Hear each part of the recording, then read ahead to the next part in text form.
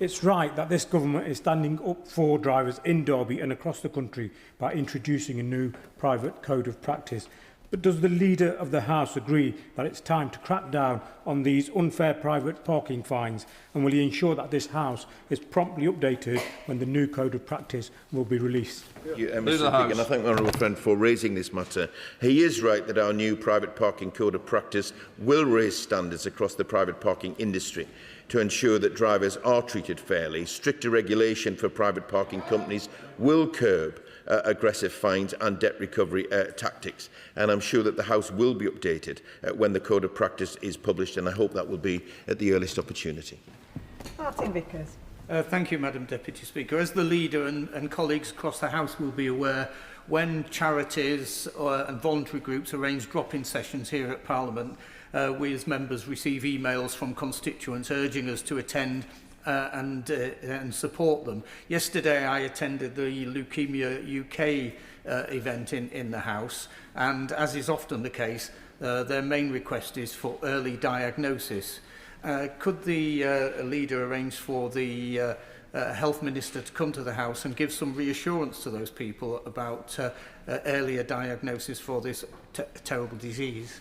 Madam Deputy Speaker, and the honourable gentleman is an assiduous constituency MP and campaigner on these matters, and I pay tribute to him for that.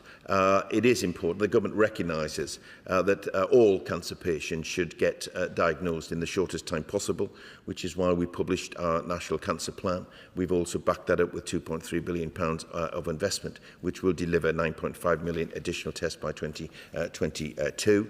But I know that the vital work that charities like Leukemia UK play, they will want reassurance about that. And I'll see if we can get either a statement or some update from the relevant minister to satisfy the honourable gentleman.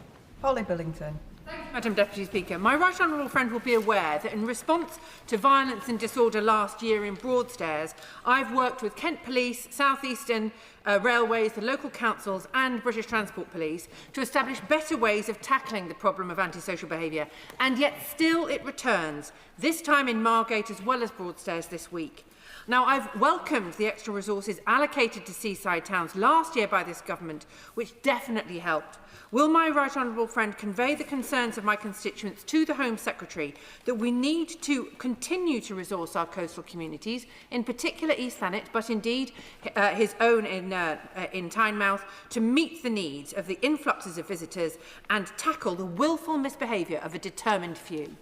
Thank you, Madam Deputy Speaker. And as my honourable friend says, I'm very, very keen that this issue is tackled. I should hopefully be returning to my constituency this weekend, and if the weather is fine, I'm sure that the police will rise in Operation Coast Watch. I think I'm meeting them tomorrow.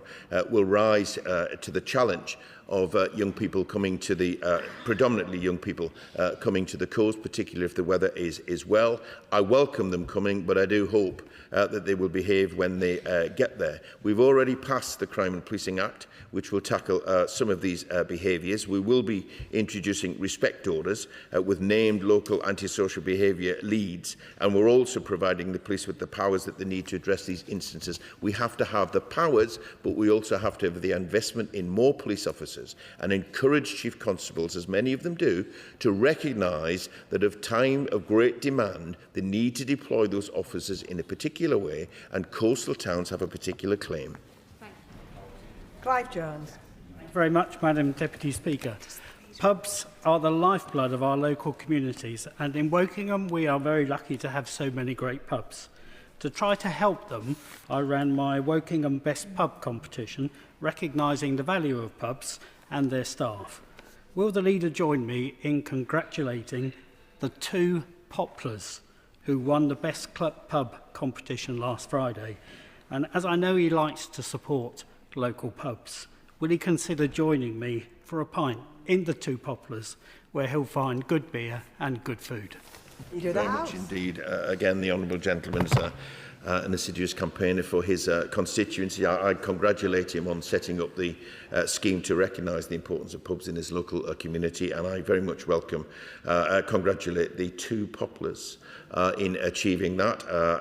I'm tempted, I have to say, so I will have a look at my diary and see what we can do. David Williams. Thank you, Madam Deputy Speaker. There's plenty of great pubs across Stoke-on-Trent North and Kisgrove I could invite the Leader of the House to, but today I want to talk about Wendy, Val and residents at Bradley Village in my constituency of Stoke-on-Trent North and Kisgrove. Time and again, they fundraise and hold community events to raise money for good causes, and most recently they raised £1,000 for a local sight loss charity. So would the Leader of the House please join me in saying thank you to Wendy, Val and everyone at Bradley Village, and can we make time for a debate on the role of community champions so that we can recognise all they do for our local communities? Thank you, Madam Deputy Speaker, and I thank my honourable friend for raising this matter. The work and dedication to the community from individuals like Wendy, Val and the residents of Bradley Village is an inspiration to us all, and I'm pleased that he brought that story to us today. And I indeed join my honourable friend in thanking them for everything that they do, but also community volunteers right across our country, because as I've described them before, they are the golden thread that tie our communities together. Tessa Munt. Thank you, Madam Deputy Speaker. My constituent Dean Collier chairs Pretty Folk Festival, a local volunteer-run community event which for 34 years has brought really good music and raised money for the village facilities. For 20 years, campers and festival goers used metered water in a tap on the village green. Bristol Water removed that meter last year, so the organisers can no longer use the tap. The mains pipe to the village has a standpipe point in a perfect location, but Bristol Water has outsourced its supply sandpipes to a company called Akram, who refuse to fit a standpipe if people are going to drink the water. So we have a mains pipe full of potable water, a water company happily fit to be used, a subcontractor which won't allow me to standpipe, and 5,000 thirsty folk music fans in a fortnight's time. Can the Leader of the House ask the DEFRA Secretary urgently to knock some heads together so that we can get a supply of drinking water at community events, and I ask her what steps she can take to ensure that where there is a potable mains supply and an approved standpipe connection. Through the House. Thank you, Madam Deputy Speaker, and I hope that the water suppliers and all of their contractors have listened to what the Honourable Lady has said here today, and that they act on that. I know there are considerations about safety and quality of water, but I'm sure it's not beyond the wit of them if they put their heads together to make this happen. If she can let me know how this progresses, should DEFRA need to get involved, I'm not sure what their powers are in this regard, then if she lets me know, then we will see what further action will be taken. But I would encourage the water companies to sign up to sorting this out. Andy McNair. Thank you, Deputy Speaker. One of the keys to opportunities in places like Rosendale and Darwin is reindustrialisation, making more things in more places, creating good jobs close to home. To make this real, we need economic policy that truly understands the particular constraints facing our small towns and rural communities. We need to be connected and enabled a policy that works for all parts of the country and not just places with a mayor. This will require a truly ambitious industrial strategy that gets behind every business and a government fully committed to buying British. Would Leader agree to debate in government time how we can make this happen? Thank you, Madam Deputy Speaker. My honourable friend is absolutely right to point to the importance of towns and communities such as Rosendale and Darwin. They have a vital role to play in Britain's economic future, as do our rural areas, as do our urban areas too. And the government's industrial strategy is focused on driving investment and creating well-paid jobs in every part of the country. And our efforts have helped to secure £360 billion in private investment to date, which will support over 120,000 jobs. But I would encourage him to apply for a Westminster Hall debate or an adjournment debate so that he can put his concerns about the importance of towns directly to a minister. Andrew Rossendale. Thank you, Madam Deputy Speaker. I feel sure that the Leader of the House will want to join me in celebrating this week with the people of Romford. We have a double celebration. Firstly, Armed Forces Day, where there is a magnificent parade through the town centre with the Royal British Legion Band and Corps of Drums, ex-servicemen, cadets and many others that join to salute our brave service men and women. But secondly, the 10-year anniversary of 70% of my constituents voting to leave the European Union and take back control of their country. But I would say, Madam Deputy Speaker, today, if I could make one very serious point about the closure of schools across the country, will the Minister come to the House today to say no? We've learnt the lesson from COVID. Closing schools because of a heat wave is the wrong decision to make. Taking children out of the classroom is absolutely wrong. So will the Minister make a statement? Leader of the House.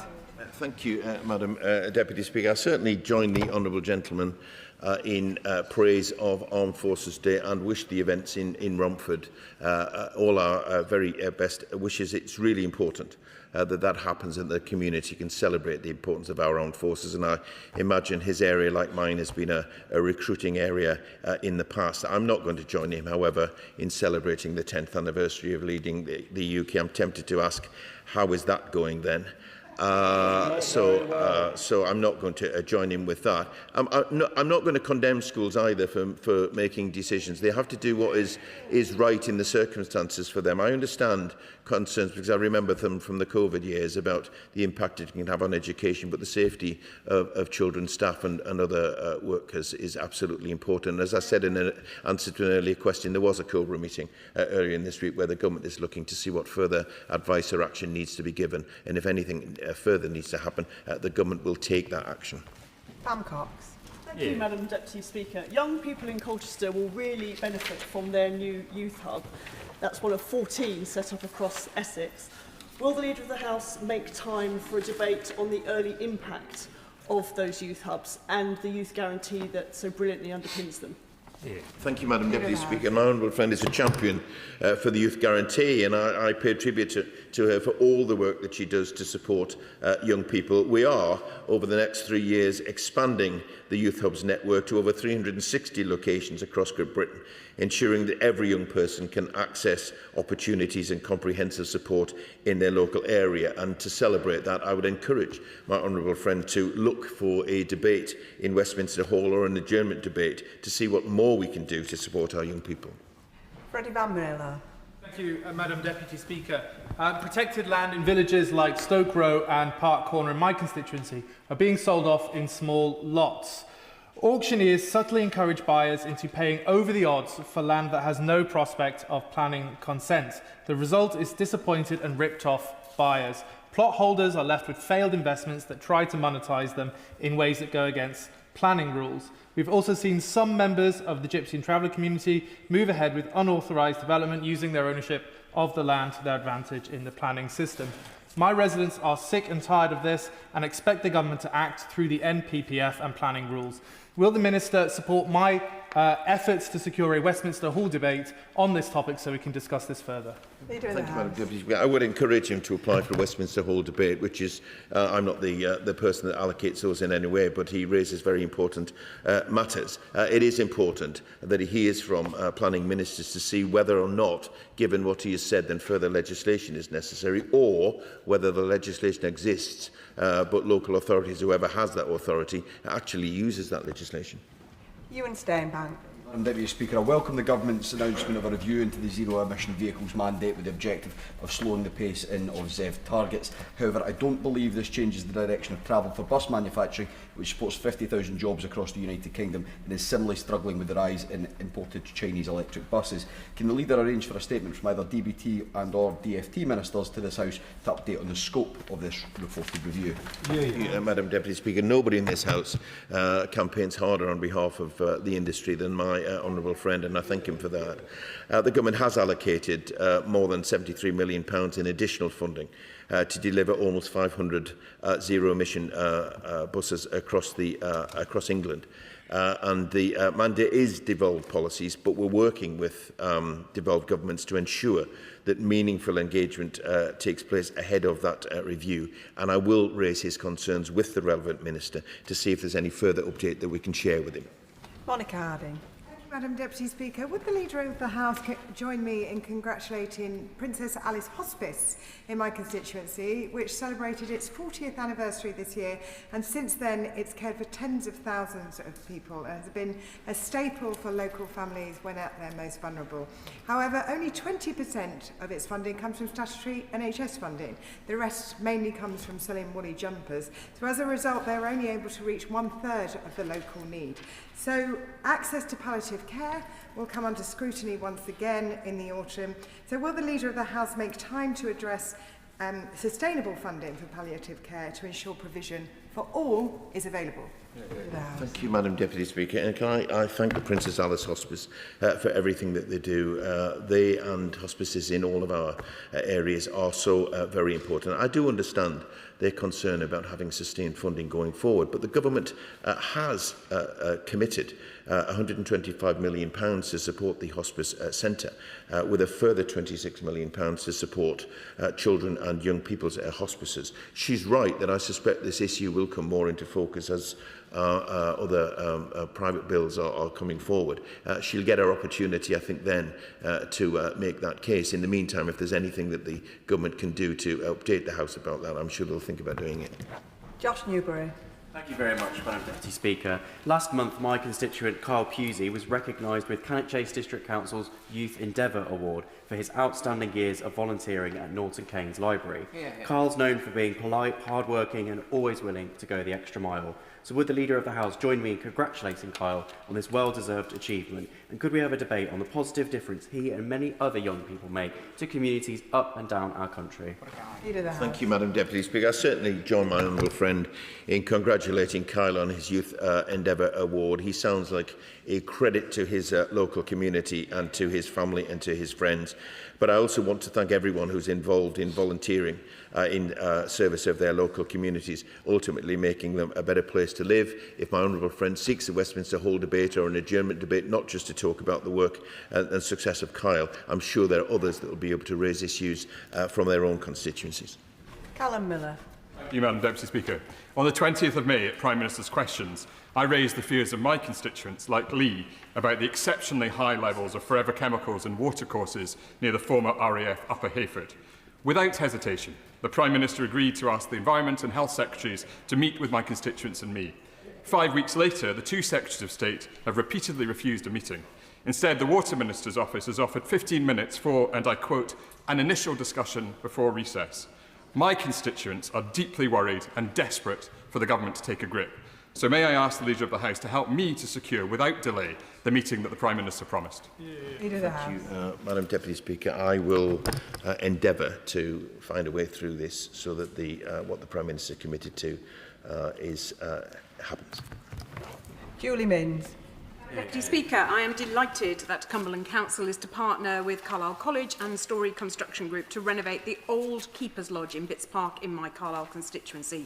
The college's construction students will gain invaluable experience of working on a live construction site. There'll be no cost to the council, and a much-loved building will be brought back into public use. Does the Leader of the House agree with me that this partnership model could be adopted elsewhere to bring back other much-loved buildings, and will he join me in thanking Stephen Dunn, the council officer whose brainchild this project is? Thank you, Madam Deputy Speaker. Now, my honourable friend is right to champion the scheme that she refers to. It sounds like an excellent partnership that benefits both sides, and I join her in congratulating Stephen Dunn for instigating this project and the many council officers across our country who do a fantastic job. I'll make sure that the Secretary of State hears about it, because it sounds like it's an arrangement that has a lot of potential going forward. Claire Young. Thank you, Madam Deputy Speaker. Freeholders on private managed estates currently face unregulated service charges and have no meaningful recourse if managing agents are incompetent. In January, the Minister of State for Housing committed to tackling these so-called freehold schemes by the end of this Parliament. But with a new Prime Minister likely to reset the legislative agenda, affected constituents will be worried that this promise will be quietly dropped. Will the Leader of the House request from the Minister a written statement on delivery? Thank you very much, Madam Deputy Speaker. I read out in the Business a debate next week on these issues, so I hope that the honourable lady will be able to make her case there. But let me reassure her that the government is absolutely committed to taking action here in this matter, and I'm sure that whoever is the Prime Minister, that commitment will be maintained. Danny Beales. Thank you, Madam Deputy Speaker. The Met Police plays a vital role in keeping those who work, live and visit London safe, including us here in this chamber.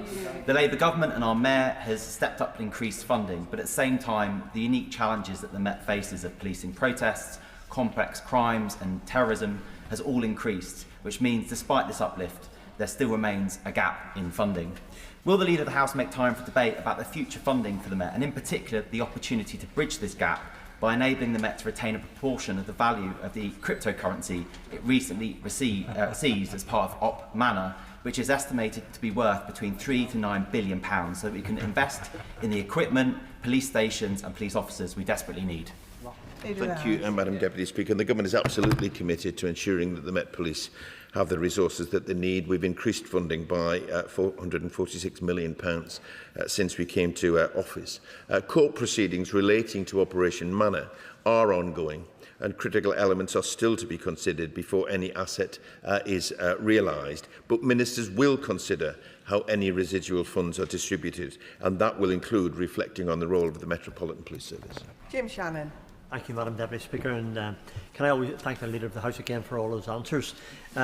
Will the Leader of the House ask the Foreign Secretary to make a statement on the protection of recognised and unrecognised religious minority communities in the Gulf region?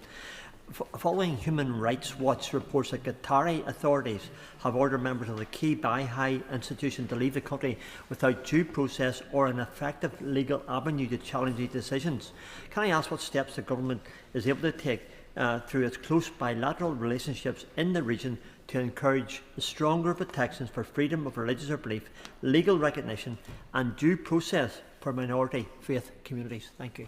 Thank you, Madam Deputy Speaker. The honourable gentleman, as ever, raises an important matter, and we strongly condemn the persecution of Baha'i communities in many countries around the world. Our Special Envoy for Freedom of Religion and Belief, the Honourable Member for North Northumberland, has met with the Baha'i International Community UN representative to discuss the persecution that they face, and regularly engages with the community. But I will, as ever, raise his specific concerns with the Foreign Office and make sure that he gets a reply on what further action the government can take.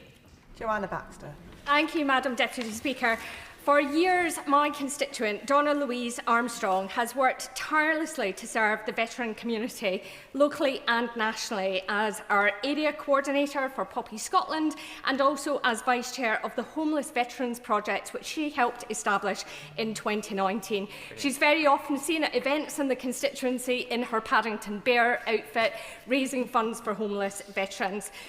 She recently received recognition of her outstanding work in the King's Honours. So as we approach Armed Forces Day, will the Leader of the House join me in congratulating Donna on her British Empire Medal for services to veterans and the wider Renfrewshire community, and thank her for her immense contribution to the lives of so many veterans? Thank you, Madam Deputy Speaker. And I thank the honourable friend for this very well-timed question during Armed Forces Week, and I do indeed join her in congratulating Donna Louise Armstrong for her years of service to her local community and her very well-deserved British Empire Medal for services to our veterans and community. Her friends and her family should be very, very proud of her. Sir Alex Shelborough. Thank you, Madam Deputy Speaker. Madam Deputy Speaker, in the last hour and a half I've had several emails and telephone calls, and I will read one of these emails, Madam Deputy Speaker. I am writing this email as I have been reliably informed that bidding has commenced for turning Linton-on-Ouse RAF base into an immigration detention centre. I am deeply concerned as this proposal was put forward 4 years ago and caused great stress and turmoil to our local community. I'd also like to know why the local community was not informed of this decision before a decision was made to use the base for something that was deemed unsuitable years ago. Madam Deputy Speaker, may I ask the Leader of the House whether we can have a statement before the end of today's business so that some of these questions may be put to the Minister directly before we break for the weekend? Thank you, Madam Deputy Speaker. This was raised earlier, Madam Deputy Speaker. I do understand the concerns of members. Let me take this away and see if we can get the assurance that not just he but other members are seeking. Mark Sewards. Thank you very much, Madam Deputy Speaker. As a member of the Armed Forces Parliamentary Scheme, I've seen firsthand the courage and dedication that our service personnel in the military show each and every day. and I want to commend them during Armed Forces Week. One of my constituents is an Army reservist, newly attested, and he is, of course, proud to serve our country, but his experience shows some of the barriers that they face when they're training. It took nearly a year to train, but crucially, he had to spend over £1,000 on travel, on equipment, on medical appointments. And unfortunately, this barrier resulted in many other dedicated applicants dropping out. So on his behalf, would the Leader of the House grant a debate on the need to support the recruitment and training of our Army reservists? Thank you very much indeed, Madam Deputy Speaker. My honourable friend is right to raise this matter during our Armed Forces Week. Reservists are an integral part of the effectiveness of our armed forces. They do bring experience from defence, they strengthen resilience, they provide specialist skills that can't be generated or sustained in regular forces alone. I would encourage my honourable friend to seek either a Westminster Hall debate or an adjournment debate so that he can make the case that he's in greater detail than the strong case that he's made today. Jane Kirkham. Thank you, Madam Deputy Speaker. The UK Parliamentary Schools outreach worker for the South West saw 20,000 children and 780 adult learners last year. In rural and coastal areas, this provision is absolutely vital. Some of my schools can't get to Parliament, and the ones that are struggling to get places. For example, King Charles School in my constituency are in London today and yesterday, but they couldn't come here because there wasn't space. So I would be grateful if the Leader of the House could find space for a debate in government time about the impact on getting rid of this Parliamentary Schools outreach team upon rural and coastal areas, send minorities and people with disabilities.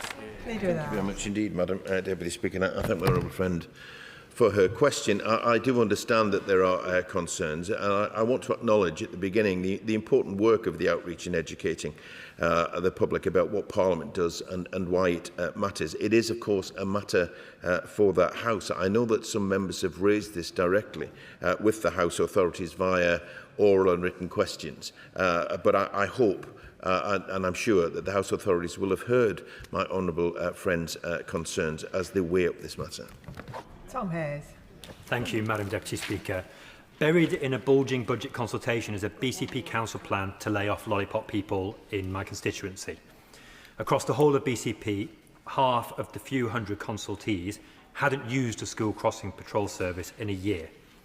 Meanwhile, just in my own constituency, my petition has received many hundreds of more responses, and all of the respondents are clear. They want to save our lollipop people.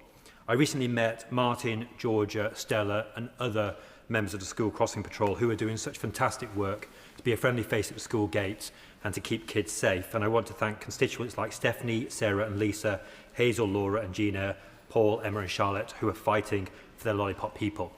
Does the Leader of the House agree with me that BCP Council should think twice, that it should stop laying off lollipop people, and would he write to the relevant minister to arrange a meeting for me and our local lollipop people? Thank you, Madam Deputy Speaker. My honourable friend raises an important matter. Road safety is for children is vital, and the work of lollipop people do for our young people is of paramount importance. And I hope that those in Bournemouth, Christchurch and Poole Council have heard my honourable friend's contribution today and take his concerns seriously, and I pay tribute to the work of Martin, Stella, George and the many lollipop people across our communities, and I hope that this can be resolved properly. And the final question, Chris Hinchliffe. Thank you, Madam Deputy Speaker. Earlier this month, the government announced it is putting yet more money into the Lower Thames crossing, meaning we are now due to spend more than £3 billion on a road that costs more per mile than HS2, and we will be privatising away Dartford toll revenues for the privilege. Meanwhile, despite welcome steps by the government, for market towns and villages like those in my constituency, buses remain more of a hypothetical concept than a regular and reliable form of daily travel. So can I gently request that we have a debate on ensuring transport spending matches the genuine priorities of our constituents?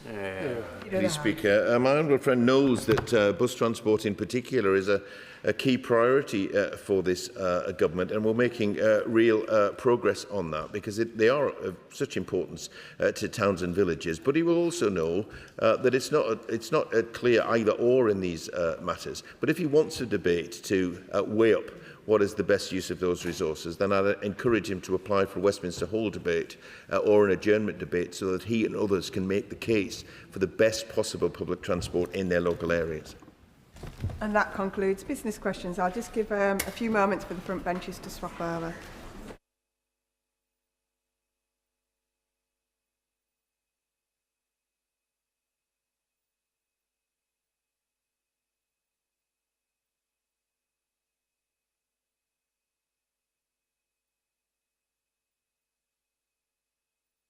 We'll now begin the statement. Statement, Minister.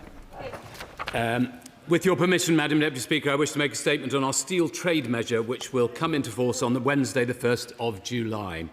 I start with first principles. The UK needs a strong steel sector, both production and downstream. But the whole sector is facing an existential moment. 50 years ago, the UK produced 27 million tonnes of steel a year. Even in 2010, we produced 12 million tonnes. But in 2024, we only produced 4 million tonnes and met just 30% of UK steel needs. No government can ever, should ever accept such a sharp decline in an industry that forms the backbone of so many other sectors, including defence. We promised that we would do two things in government in tandem. Firstly, launch a steel strategy tackling all the key issues facing the sector in the round. We published it on the 19th of March. That strategy includes up to £2.5 billion of government investment, on top of the £500 million pledged for steelworks at Port Talbot, plus active support for this energy-intensive sector through the British Industry Supercharger. Secondly, we said we would introduce a robust new steel trade measure that secures the future of the UK steel industry to protect our ability to produce steel for defence and critical national infrastructure. Today, I am addressing this latter point. Why do we need the steel trade measure? A key part of the existential threat to UK steel production is global overcapacity, a lack of transparency about international subsidies and artificially depressed global prices, all of which price UK steel out of the market. For the last 8 years, UK steel production has enjoyed some protection thanks to the UK's steel safeguard, which it inherited from the European Union. That allowed us to produce categories of steel manufactured in the UK with quotas and a 25% out-of-quota tariff. That protection, which was introduced by the previous government, was clearly not sufficient as our steel sector has continued to suffer. And in the 7 years up to 2024 of the safeguard, steel production has continued to fall by 3.3 million tonnes, a stunning further 45%. We now face a key moment. That safeguard legally has to expire on the 30th of June, as WTO rules firmly prevent an extension of a safeguard beyond 8 years. It is precisely the same for the European Union. If we put nothing in its place, our steel production sector will lose all its protection. That wouldn't just bring our steel industry to its knees, it would kill it completely. That's why I promised the House that I would not allow a gap between the expiry of the safeguard and the implementation of our future steel trade measures. We are making good on that promise today. There is an additional concern. Canada, the United States and the European Union have already put in place similar toughened measures to protect their industries. So if we do nothing, or if we delay introducing new measures, we will immediately become the global dumping ground for cheap steel across the world. Again, I say, that would mean the end of UK steel production. That is why we must take similar action to the European Union, who announced their measure on October the 7th last year. So earlier this year, we committed to introduce a 50% out-of-quota tariff on imported steel, and in April published provisional quotas for several key categories of steel. This measure needs to work not just for our steel producers, but also, of course, for our manufacturers who depend on steel, those who source it from the UK and those who source it from abroad. Our aim is solely to protect categories of steel that we produce in the UK, so we have deliberately excluded many categories from the measure. To be absolutely clear, Madam Deputy Speaker, nearly 3/4 of UK steel imports by value and 53% by volume are out of scope of this measure. Today, I am announcing the final design of our steel trade measure, which will take effect on the same day as measures imposed by the European Union. The total quota volume will now be 3.2 million metric tonnes. That is an increase of over 560,000 metric tonnes of steel that can be imported tariff-free compared to the provisional volumes we announced, a significant 21% uplift.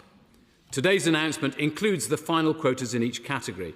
Having listened to members and to industry, we have increased the quotas in several instances so as more accurately to protect categories of steel that are manufactured in the UK. Some of the changes reflect the fact that the European Union remains our largest export market for steel, and we have highly interconnected supply chains. Since we announced our measure in March, we have engaged intensively with the European Union and with UK industry. We have reached a mutual outcome with the EU as a result of these discussions. On our side, we will increase the EU's quota access from the announced 1.58 million tonnes to 2.08 million tonnes. The EU will be announcing quotas under their own measure shortly. This will provide stability for UK-EU steel trade from the 1st of July, while we continue to work together to strengthen UK-EU steel trade longer term. We have also worked closely with our international partners, and we're committed to constructive engagement with them on our steel measure, and we will continue to prioritise working with our partners to tackle overcapacity. I want to be very honest with colleagues. There are tough trade-offs here. We are determined to ensure that steel continues to be forged and made right here in the UK by proud steelmaking communities across the UK, in Port Talbot, in Motherwell, in Scunthorpe, in Sheffield, on Teesside. The labour movement was forged in these communities just as steel was, and we won't let them down. But we know that businesses will sometimes need to find specialised steel that we simply can't procure here in the UK. In these cases, quotas have been designed to allow for imports and to ensure continued availability for UK businesses without additional unnecessary costs. To ensure continuity within supply chains for business, we are also introducing a transitional arrangement. It means that our new trade measure will not apply to steel under contract before the 14th of March and imported between the 1st of July and the 30th of September. We will conduct a review after 12 months and actively monitor implementation of the measure from day one to ensure it operates as intended and remains responsive to emerging evidence and stakeholder feedback. Madam Deputy Speaker, there are some who think steel is an industry of the past. Others think the market alone should provide. Just buy it as cheap as you can, whatever the cost to British industry. I couldn't disagree more, because I know how that script runs. We buy cheap this year and next year and maybe for a decade. Unable to compete, our national steel industry dies in the meantime. Every single UK steel mill closes. And then suddenly and miraculously, the global price rockets up. And we have nowhere to turn because we would be caught in a trap of our own making. That's why I say to those who worry about our measure today, and I fully understand those concerns and will seek to address them, that this is in the interest of the whole sector, producers and users alike. Finally, Madam Deputy Speaker, I will be hosting a drop-in surgery for members on Monday, the 29th of June, from 3:15 to 5 p.m, where colleagues can meet with me and officials to discuss any concerns or understand the impact of this measure on their particular businesses in their own constituency. I hope that that will be of convenience to members. I'd especially like to thank my officials, including Beth Sedgwick, Malta Werner and Chris Taylor, and the wonderful Lola Oates in my private office, for all the work that they've done on this. I commend this statement to the House. I got Shadow Minister Andrew Griffith. Thank you, Madam Deputy Speaker, and I thank the Minister for advance sight of today's statement. We, on this side of the House, welcome the partial U-turns that have been announced and the engagement that's happened and the reflection, even at this very late hour, that the original proposals the government made would have done great damage to British manufacturing. This decision could, however, have come months ago, and if not, it could have come weeks ago, when members in this House, as well as businesses, started raising the alarm and engaging with the department. It took this government, if you remember, more than 1 year and 3/4 to come up with its original steel strategy, and yet now the industry are expected to adjust with fewer than 1 week to go. That is not a reasonable way on which to proceed. The government has left untouched the 50% tariff rate and that will do great damage to British manufacturing, to house builders and those who construct the nation's infrastructure. Higher inflation, fewer jobs, fewer homes, fewer public projects. The government's made some concessions today, welcome, on how much steel can be brought in, but nothing on the rate that punishes imported steel the very moment that the quota is exceeded. I know, and he knows, that he's received significant private representations from industry on this issue, particularly in the case of defence and aerospace. And I imagine he does understand it won't be enough.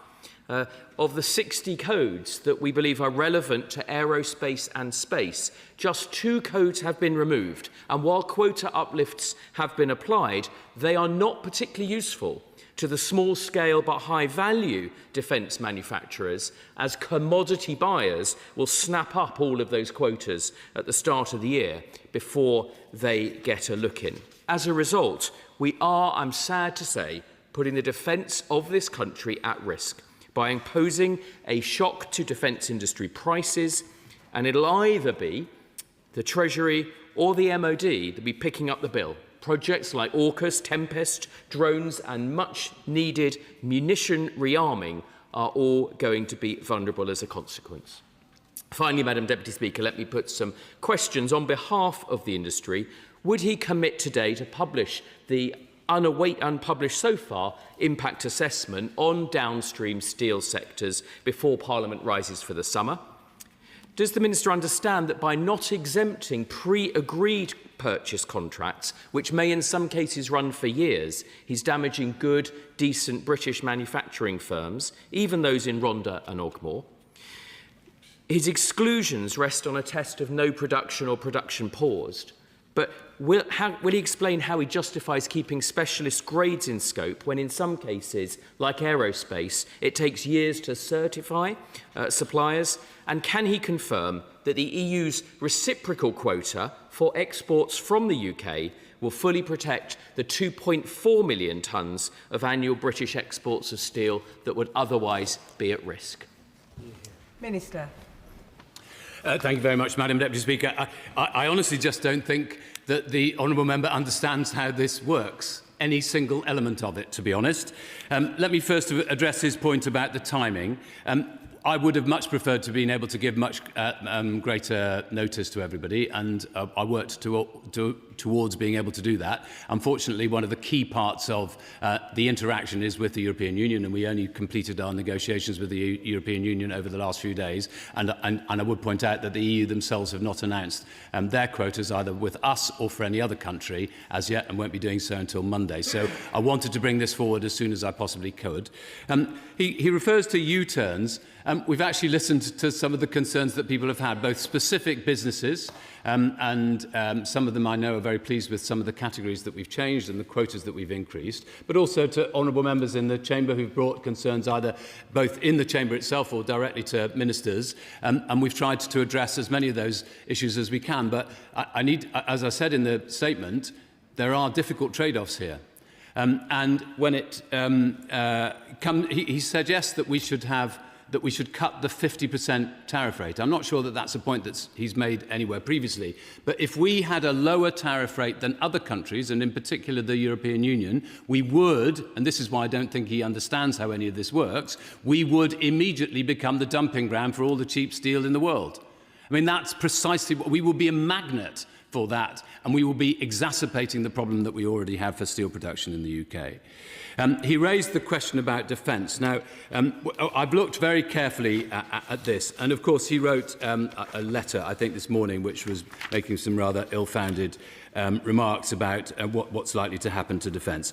Obviously, first of all, Sheffield Forgemasters is already providing significant amounts of UK steel precisely into the UK defence sector. I also actually want to see, when the defence investment plan is produced, I want it to be delivering jobs in the UK. Rather than just everywhere else in the world. And I'd like more of our defence expenditure, of our defence industry, to be based on using UK steel, because I think then that's a double win for us. And I just note that when the previous government was in place, they commissioned Type 26 frigates. 65% of that steel came from Sweden. Type 31 frigates, all the steel from Finland. 4 Royal Fleet Auxiliary Tide-class tankers, 44,000 tonnes of steel from Korea. When the Dreadnought class nuclear ballistic missile submarines were commissioned by them, where did the steel come from? From France. We can do far, far better than this. It is absolutely preposterous that only 30% of UK steel needs are being met by UK steel production. We need to get that number up. We've committed to getting it to 50%, and that's why I am immensely supportive of this measure that we're introducing today. I also want to just make it clear, not only that a lot of categories of steel, as I said, 3/4 of the steel by value is not covered at all, is not in scope in this at all. So it can come in and out of the UK without any tariff at all. Also, of course, the 50% is not a tariff on all the steel in a particular category. It's only on that above the quota. And in significant areas, we've increased the quota precisely so that, for instance, in Category 4, Category 6, Category 12A and Category 7, which is particularly important for the defence sector, the final quotas are higher than the levels of historic trade because some of the previous quotas weren't even being fully used. So I'm afraid the honourable member is wrong in nearly every single element of his analysis, and that's not the first time, is it? Nia Griffith.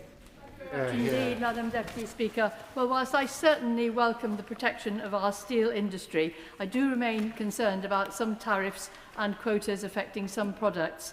But I was really pleased to hear the Minister reiterate what the Industry Minister said on Wednesday, that alongside measures to protect our industry, our government is absolutely committed to increasing the range of products that we make in the UK. So to that end, would he agree to meet with me about a proposal from a constituent of mine in Llanelli about opening a manufacturing facility to produce steel bands which currently have to be imported from the EU, so we can bring that production back here to the UK?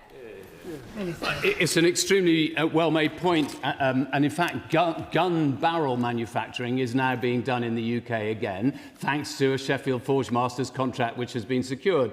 We need to bring more of these categories back into UK production, and I'm very happy to meet with her. She might want to come along to the surgery that I'm doing Monday afternoon with officials. If she wants to talk to me, or she knows how to find me, then we can make sure that we do that. But she's absolutely right. We need to increase the total quantity of steel that we're producing in the UK. We need to protect what we're already doing, and we need to find new areas where we can produce steel. We will never do that unless we introduce steel tough protections and in trade measures to deal with the problem of global overcapacity. Lib Dem spokesperson Lisa Smart. Thank you very much, Madam Deputy Speaker, and I'm grateful to the Minister for advance sight of his statement. Steel matters. It matters for our national security, for our defence, for our critical infrastructure, and it sustains jobs right across the United Kingdom. British Steel supports thousands of jobs and over £1 billion of economic activity through its own operations and supply chain, and it underpins hundreds of thousands more jobs and several £1 billion of activity across the industries that depend on it. It has been battered by Trump's trade war and by years of unfair practices from China. Steel is an industry worth defending, and Liberal Democrats support that goal. But we've been vocal about our concerns regarding the impact of the government's proposed tariffs on downstream manufacturers.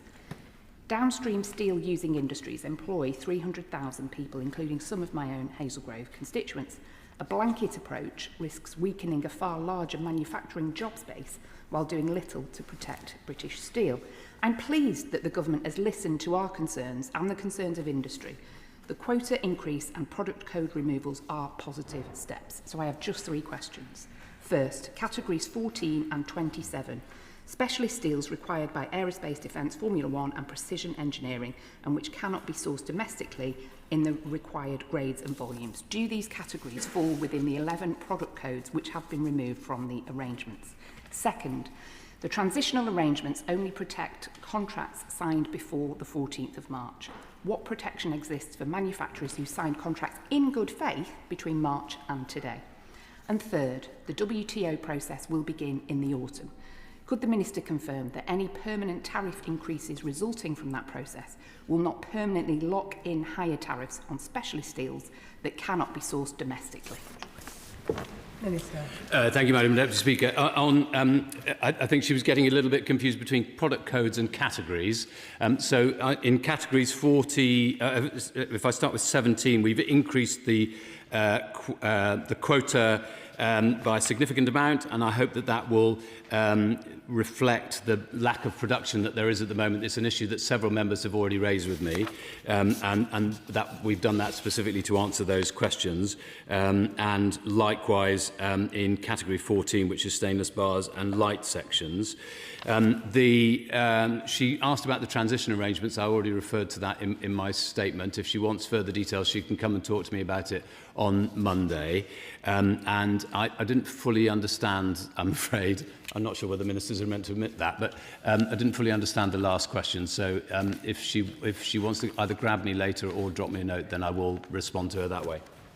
Serena Brackenridge. Thank you, Madam Deputy Speaker. Tata Steel Park in Wensfield and manufacturers across Wolverhampton North East and the Black Country rely on resilient supply chains for steel. Can the Minister set out how today's statement on increased quotas and for steel that's already under contract before the 14th of March will continue to back British-made steel production, whilst also giving downstream manufacturers the competitive certainty and confidence that they need? Well, my honourable friend is absolutely right to defend her constituents' interests.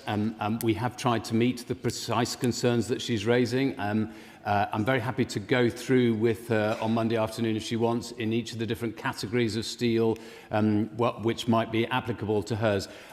I would say that I think some people have given the impression that we are cutting all categories of steel and that nobody will be able to bring in categories of steel without being tariffed.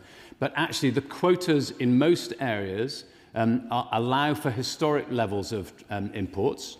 And in other areas where we do produce in the UK, we are trying to persuade people to buy British steel and use British steel. That is the whole aim of the measure. So we are trying to get two wins out of this. As I say, I'm happy to take her through the very specifics in relation to individual categories if she wants on Monday afternoon. Martin Vickers. Thank you, Madam Deputy Speaker. Hundreds of my constituents work at Scunthorpe Steel, so I'm obviously supportive of any action that the government take that would protect those jobs. And I welcome the adjustments that the Minister has announced today. And I agree with him that it's preposterous that defence contracts, for example, do not ensure that we use British steel. Surely one of the benefits of not being tied to EU procurement rules should allow us to do that.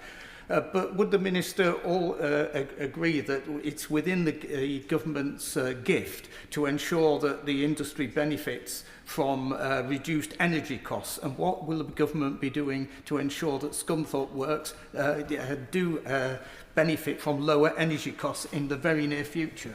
Minister. Well, he will know that the supercharger, we changed the rules in April of this year, so that taking up the support from 60% to 90% of energy costs, because the point is well made about energy costs being one of the things that have made it very difficult for steel over the last decade. Just on whether we're better being in or out of the European Union. I mean, one of the ironies is if we were in the European Union, of course, we wouldn't have to be negotiating with the European Union about their imposition of tariffs and quotas on us. So I'm not sure that that is a very good line of argument. Final point I'd make is I was really pleased in Kyiv in January to see a bridge, one of the 6 bridges that had been rebuilt by which had been destroyed when the Russians were trying to invade Kyiv, had been rebuilt, and guess where the steel was made? The United Kingdom. That's the kind of thing that we should be investing in. Nick Smith. Thank you, Madam Deputy Speaker. My constituency of Blaenau Gwent and Rumney has many steel fabrication businesses, some of whom I visited recently. For this announcement, can the Minister please outline how he has listened to these sort of businesses and their concerns?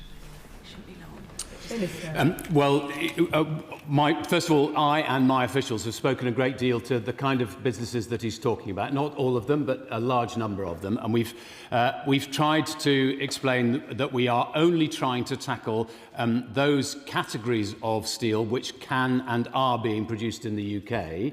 Those are the ones that we're trying to protect for the obvious reason that he will fully understand as a South Wales Valleys MP like myself.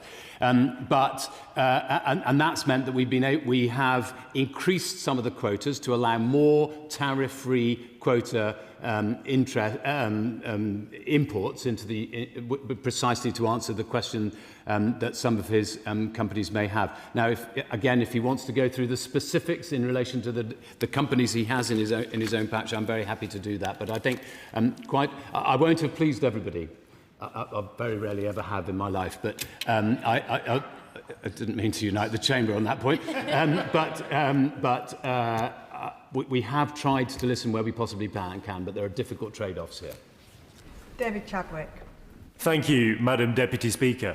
The imposition of tariff barriers alone is not a sufficient step to help address the shortcomings in our steel industry. And the Minister said that it's important to provide more opportunities to help people buy British steel. But there's a difference between saying things like this and then making it happen. He'll be well aware that at the moment we lack the heavy plate steel and plate rolling capability needed for building the offshore wind turbines that could be made in Port Talbot rather than having to be imported from abroad, while specialist plate for defence applications is also limited. So what's the government doing to close those strategic capability gaps?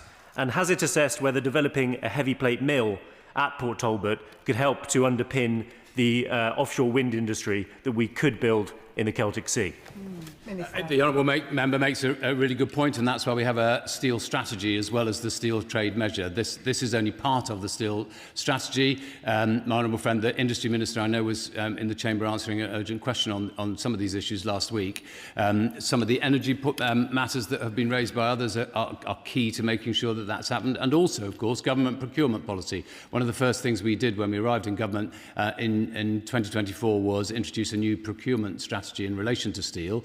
The very least we could do is make sure that when the government is spending taxpayers' money, it's spending taxpayers' money wherever it possibly can on British steel. Alex Barris-Curtis. Very much, Madam Deputy Speaker, and I refer to my membership of GMB and Unite. I thank the Minister, my upright honourable friend, for his statement, and I understand the trade-offs he's referred to and the need to take measures to rebalance the sector. He knows, because we've spoken about it a lot, with respect to the steel strategy, it refers to future UK steelmaking being 50% of that being Welsh steel. So I wonder if you could just say a little bit more about that, because that's something my constituents are particularly passionate about. Yes, and there's a very fetching photograph of him and me at the electric arc furnace in Cardiff, Severn Steel, and it's a very impressive operation. It's a very impressive photograph, he makes a very good point. We want to get to 50% of UK steel needs being met by UK steel, by British-made steel. It's a very simple campaign. We want, but as I say, we've had decades now of decline in this sector. We are at an absolutely critical moment. I've heard people say, why can't you just delay this measure for a few months?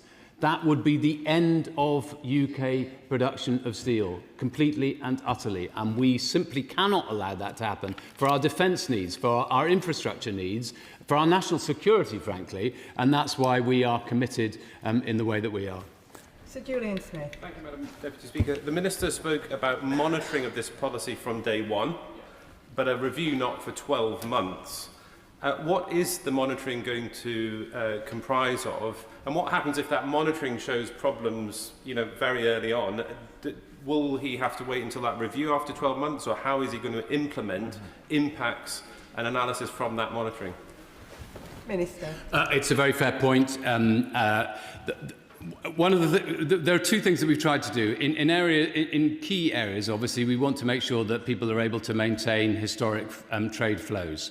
So we need to monitor how those trade flows are progressing, and we're able to do that with HMRC on a regular basis.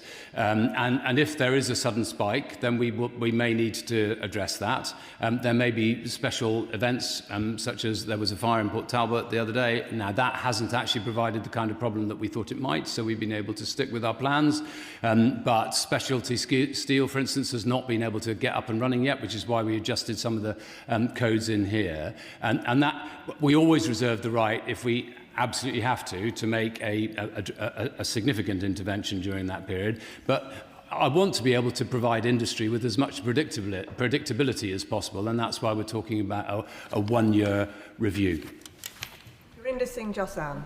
Madam Deputy Speaker, I welcome the Minister's statement, and I also welcome the engagement with members from the ministerial team to understand the concerns of our businesses.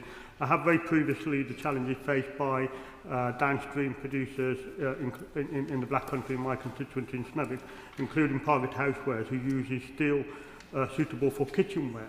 And we're facing a 60% hike in raw materials costs, and the challenges faced by Hadley Industries, who are already looking to reduce headcount, and there are further knock-on effects in their supply chain.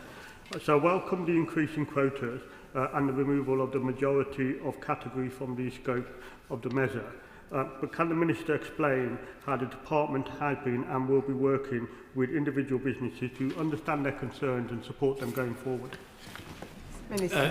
I've never known a policy area that has been so depends on the detail and the granular detail that applies to individual companies and obviously individual codes and categories of different steel. I did talk to one business who were very concerned at the beginning of our conversation because they thought that all of their steel imports were going to be covered by what would be in scope, and that they would be tariffed at 50%. It turned out that they didn't actually use a category of steel that was used that's being covered in scope at all, which is why I'm very keen to go through in fine detail where I possibly can with members. And I know he's raised the issue about ceramics and bakeware as well. I'm very happy to have that conversation, and perhaps if you'd like to come along and talk with officials on Monday afternoon, that'd be great.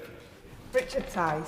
Thank you, Madam Deputy Speaker. I congratulate the Minister and his departmental colleagues on listening to representations made. And I think it's worth reinforcing that some 75% of steel imports are not impacted by this measure, which is good news. But does the Minister agree with me that the reason we're in this pickle is because the previous administration had no steel strategy for 14 years and allowed the whole industry to collapse by 66%?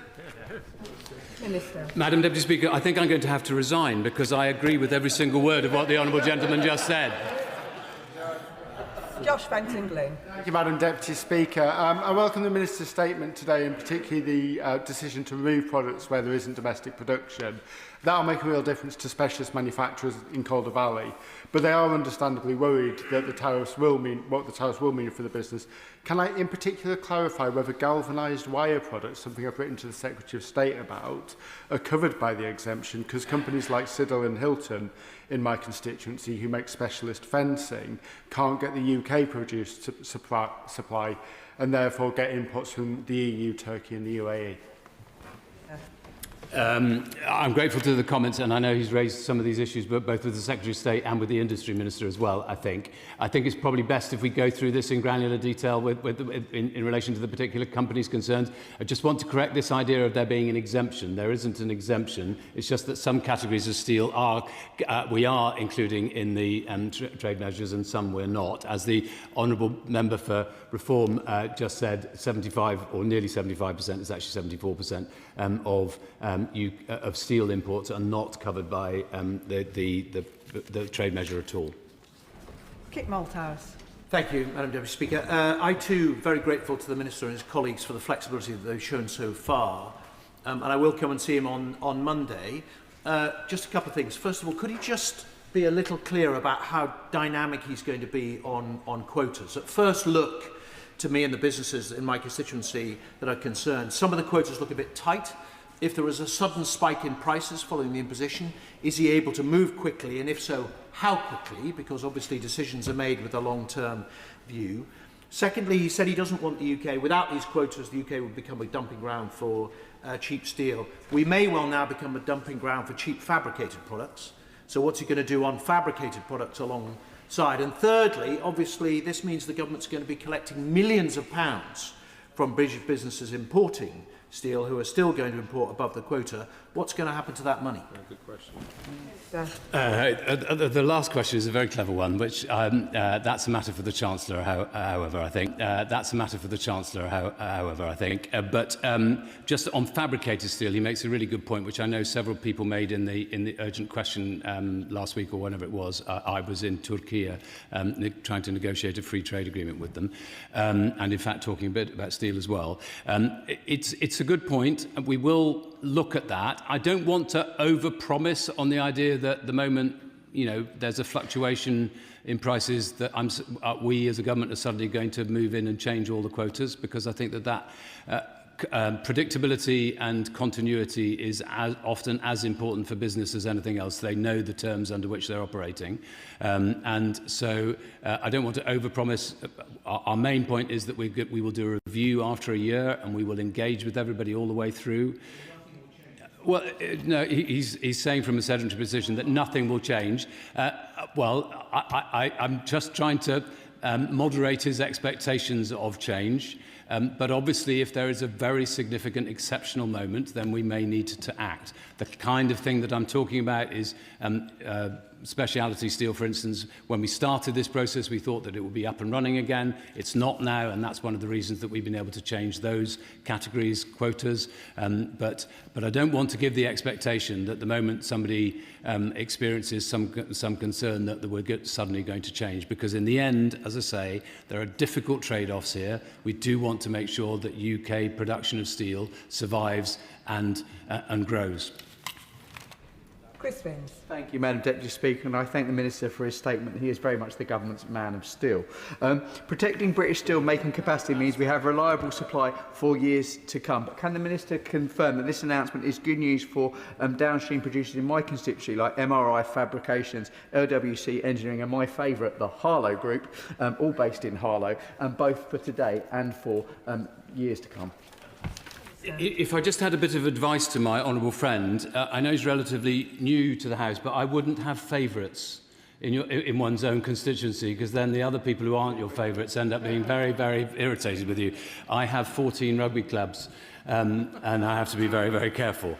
But he makes a very good point. I think just to deal with the individual companies, it'd probably be a good idea if he came along on Monday afternoon. I'm making a lot of dates, aren't I? Lincoln Job. Thank you, Madam Deputy Speaker. I'm grateful to the Minister, the Secretary of State, for his statement. When his Minister came here with the statement the other day, I asked him about Thames covers. There are boat fitters in my constituency. They rely on stainless steel tubing. And I got lots of warm words about we're going to go away and consult. I've listened to his statement and read it in great detail today. Is stainless steel tubing something which is now not going to be hit by an additional 50% price, which is what their suppliers are telling them? I'm seeing Thames covers tomorrow at 2:15 p.m. I'd love to be able to give them a definitive answer. I'm afraid he's going to have to come along on Monday afternoon. I don't want to give him a false answer now or an inaccurate answer now. So I'm very happy, or if he wants to grab me now with officials, then I'll try and give him the precise answer. I just want to make it absolutely clear that some people, I think, have gained the impression that all their steel will automatically, immediately, if it's imported, be subject to 50% tariffs. I know he understands this, but some other people have clearly misunderstood that it's only the out-of-quota stuff that is subject to 50% tariffs. And in many categories, I'm not sure about the precise category that his company uses, the quota is bigger than historic trade flows.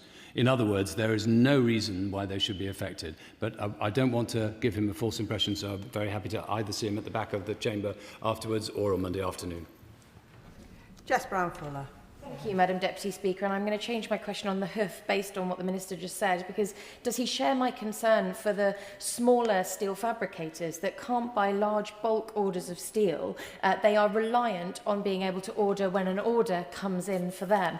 I have a steel fabricator in my constituency. They're called SFABs. They're a fifth-generation business, and they are telling me that this is the hardest they have ever had it. It's worse than COVID.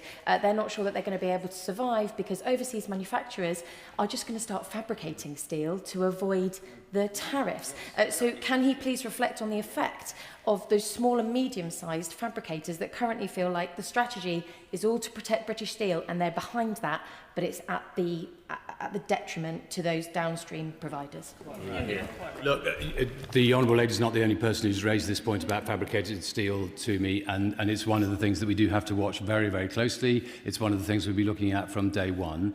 I can't promise that that means we're suddenly going to include fabricated steel, but it's something we have to be careful of. One of the dangers, I think only Canada has introduced a similar measure in relation to fabricated steel, but their steel measure is much tougher than ours.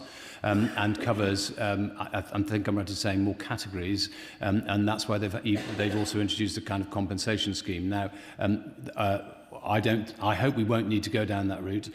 When some countries have suggested increasing fabricated steel, then that provides a different incentive, which can be just as counterproductive. So again, there will be trade-offs in that sphere. Again, I'm very happy to meet with her on Monday afternoon if she wants to come along. Final question, Jim Shannon. Thank you, Madam Deputy Speaker. First of all, can I thank the Minister very much for his statement and for his clear commitment and define things and make things better for us. And it's a real pleasure to hear a statement with so much positivity. I want to ask a question for Canada about Northern Ireland specifically. Will the Minister acknowledge that the severe disproportionate impact that stringent steel tariffs and red tape is having on manufacturing and emergency businesses across Northern Ireland? And can I ask the Minister this question, to commit to providing immediate financial mitigation or regular flexibility for Northern Ireland steel users, thereby to ensure that our foundational industries are not penalised by mainland trade policies and the complexities of the Windsor Framework? Thank you so much. I've got pages and pages on the Windsor Framework in relation to this, and it only comes up as the last two words in the whole of the statement. Look, apart from anything else, part of our negotiations with the European Union has had to be around how we make sure that there's proper provision for Northern Ireland. And when the EU announces its measures on Monday, I hope that he'll be pleased with where we've got to on all of that. I think he asked about financial mitigation, which I think means compensation, and I'm afraid I'm not able to offer that. I want to be very straight with him. As I say, there are trade-offs here. We need to make sure that we have a strong steel sector. I was thinking about my two grandfathers. One grandfather was a naval draftsman and then architect on Clydeside, and my other grandfather worked on the railways in the docks in Cardiff. Both of them, steel was absolutely essential to them. I'm sure when they were working in Glasgow or on Clydeside or in Cardiff, they would have expected all the steel to have been made in the United Kingdom. And that's where, if we don't take this step today, we will find that we won't have any British steel at all. And that's why we're keen to take the necessary and, I believe, proportionate steps we're taking. And that concludes the statement. Point of order, Andrew Griffith. Thank you, Madam Deputy Speaker. I know in a former life the Minister was punctilious about standards in this House, so I just would seek your advice as to how he may correct the record. He referred to a letter that I believe he said his office had received this morning or yesterday.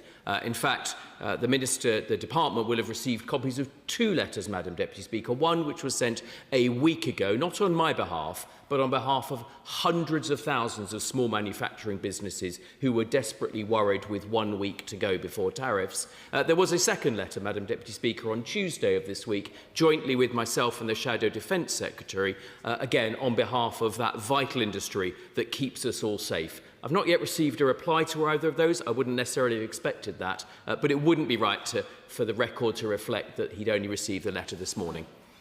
I thank the honourable gentleman for his point of order. The Minister is in his place and may wish to respond. Minister. Well, I'm grateful for the correction. I'm terribly sorry. I was only referring to the latter letter. We've had a lot of letters on this, and I appreciate, frankly, the fact that lots of members have written to ministers about it. We've tried to respond as quickly as we could, as soon as we were able to, once we'd settled the final quotas. And I also wanted to come to the House to be clear precisely what we've done to meet some of the concerns. And I do try to answer my letters as punctiliously as I possibly can. You don't have to have been a priest in the Church of England to do that, though God is working her purpose out as year succeeds to year. I thank members for their time. If we can just give a few moments for the front benches to swap over, please.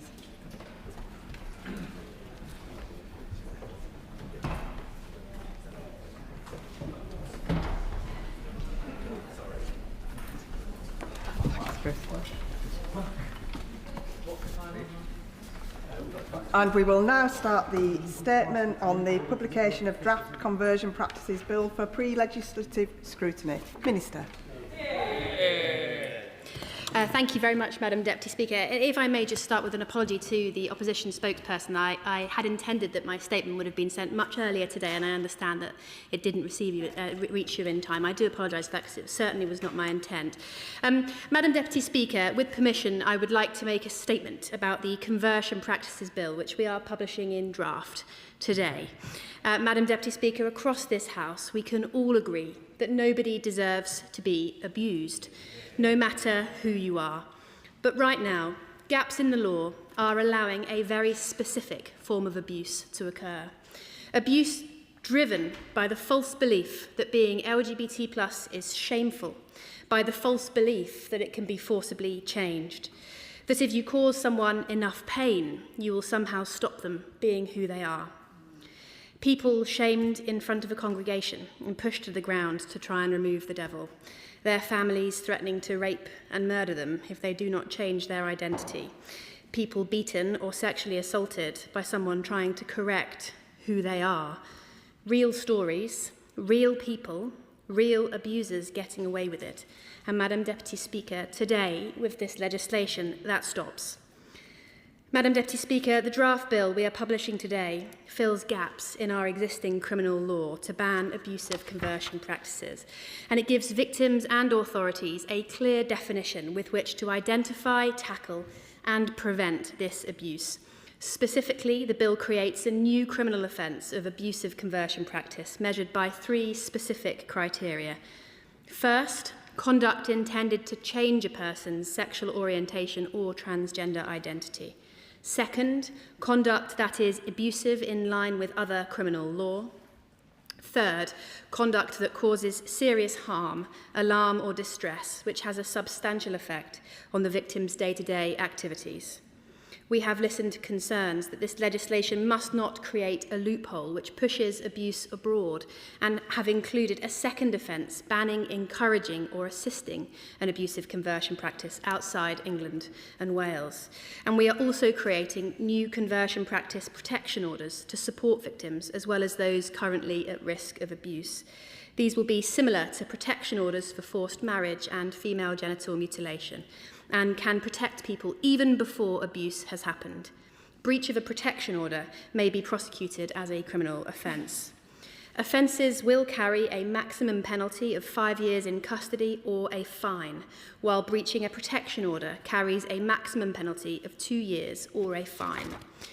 In addition to the new measures in this bill, the government will continue to fund the Conversion Practices Support Helpline and is taking wider action to tackle abuse against the LGBT+ community, including equalising hate crime legislation through the Crime and Policing Act. Madam Deputy Speaker, in developing this bill, I have consulted widely and I have spoken to many who have legitimate concerns about legislating in this area. I have heard concerns about freedom of expression, on parental rights and on religious freedoms. I have spoken to therapists who worry that their important exploratory work with young people might be impacted, that they may be accused themselves of conversion practices. And I want to be completely clear today. I have heard those concerns and acted on them. This bill does not remove anyone's right to freedom of expression or religion or how to parent. This bill simply prevents abuse. And to ensure there is no inadvertent chilling effect on important healthcare, There is an exemption for all healthcare professionals on the face of the bill. Mr. Speaker, Madam Deputy Speaker, I apologise. Across the globe, countries are acting to ban conversion practices. We have learnt from the 28 different countries who have some sort of ban in place. We have drawn on the important framework from the Council of Europe fought for by my friend, the Honourable Member for Jarrow and Gateshead East. We've studied the evidence on the prevalence and types of conversion practice abuse, and we're clear about where there are gaps in the law. And in the bill published today, we are confident we have learnt the right lessons and got the balance right. A comprehensive ban on abusive conversion practices with no loopholes, with clarity that we will not inadvertently impinge on freedom of expression, important healthcare, and the ability to parent how you choose. Madam Deputy Speaker, there has been a cross-party consensus for years on the importance of this ban. It was Baroness May who first promised legislation back in 2018, and there are members on the benches opposite who have held my job and worked hard on this issue.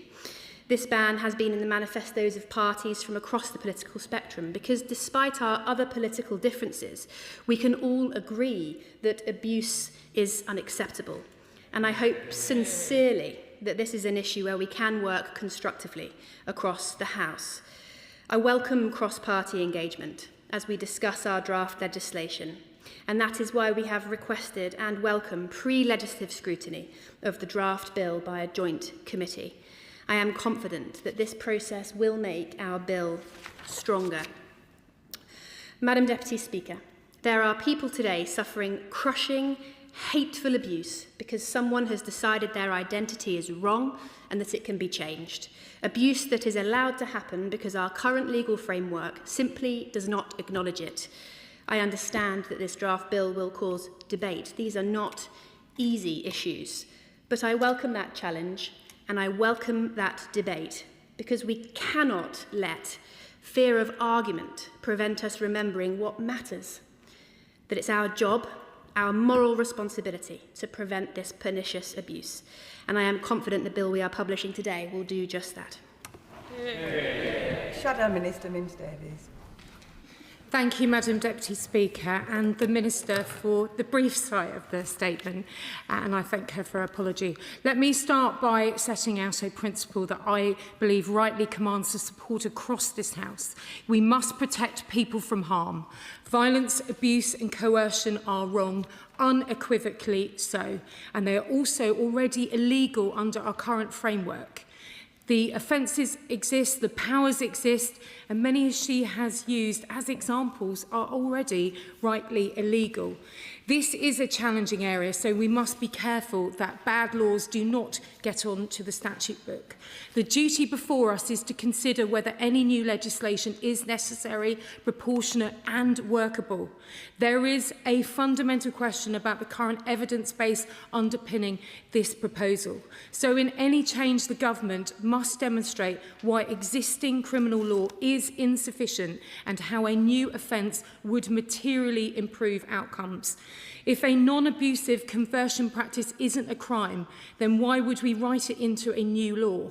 Is the Minister reassured that a mother helping their child with their feelings when growing up is not accidentally being criminalised?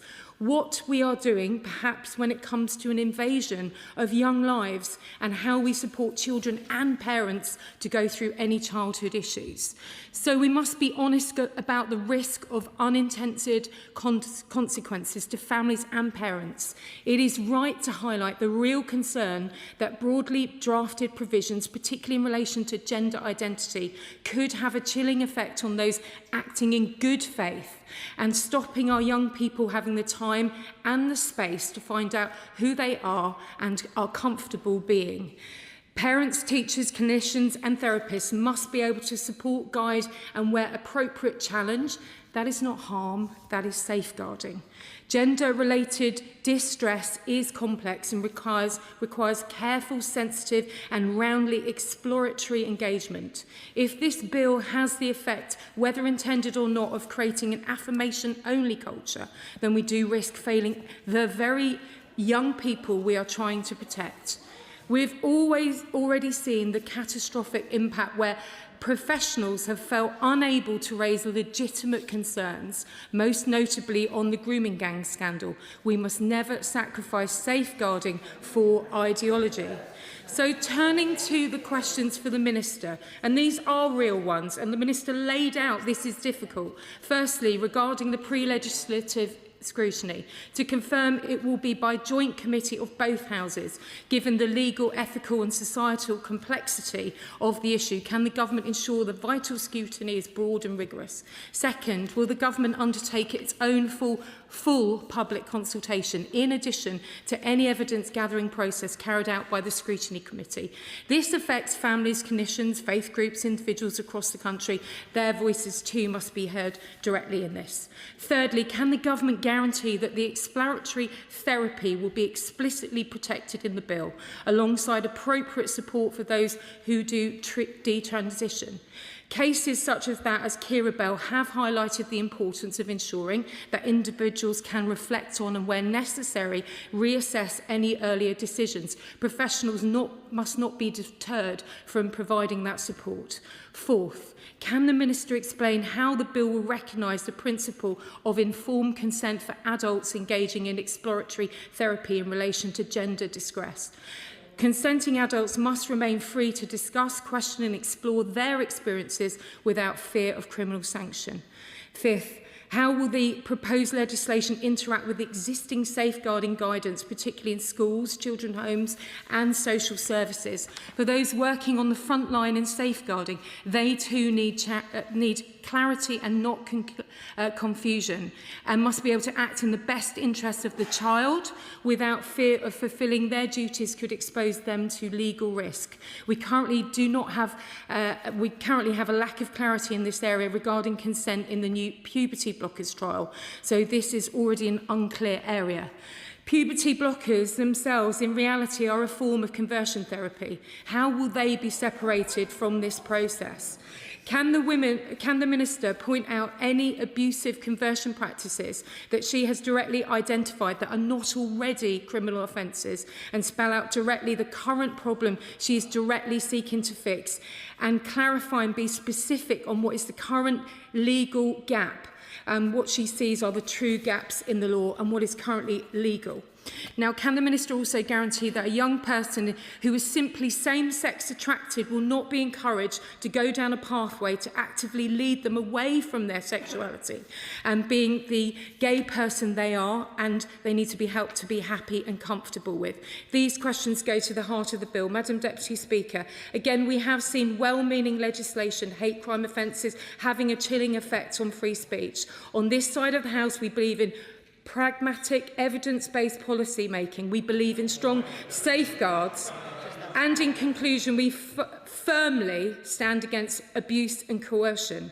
We must ensure that this Labour government is seeking to prevent harm and does not create any new harm. Minister.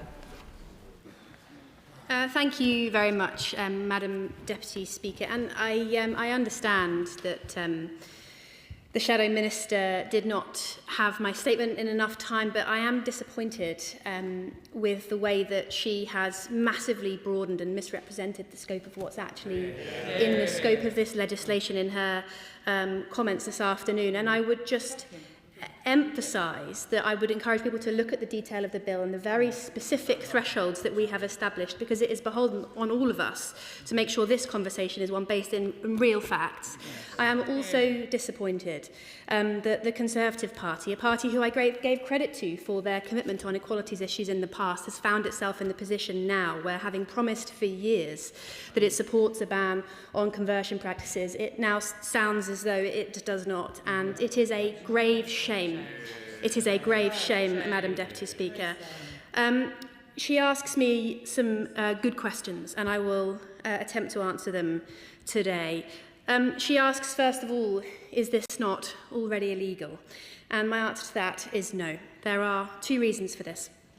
There are gaps in existing law that mean we cannot prosecute offences properly. So if you think, for example, about domestic abuse legislation or coercive control, legislation designed for somebody who has a relationship with an intimate partner and would not capture an offence for somebody that they did not know. And there are lots of examples like that where there are gaps in the law.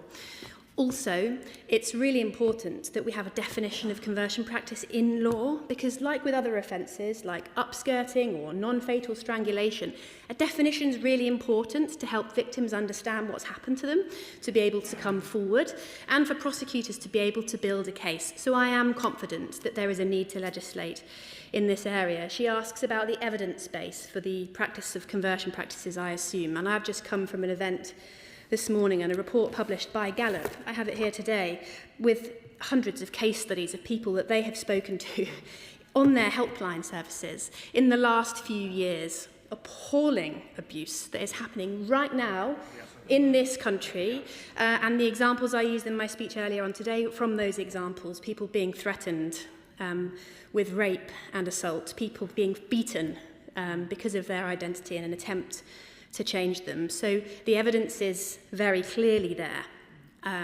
And I would just say to the Honourable Lady, one case of abuse is too many.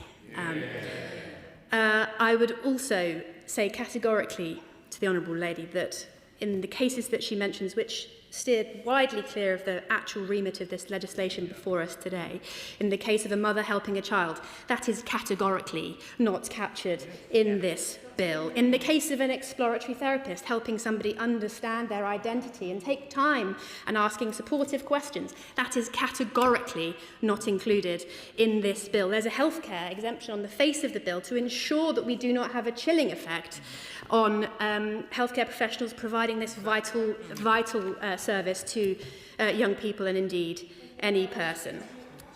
They're legitimate questions, and I am answering them today. She asks me about the pre-leg scrutiny process. It will be a joint committee of both houses, and I really look forward, and I genuinely mean I want to have cross-party and good conversation about this legislation, and I hope that her party engages in that in good spirits in the way that I intend to engage in that process.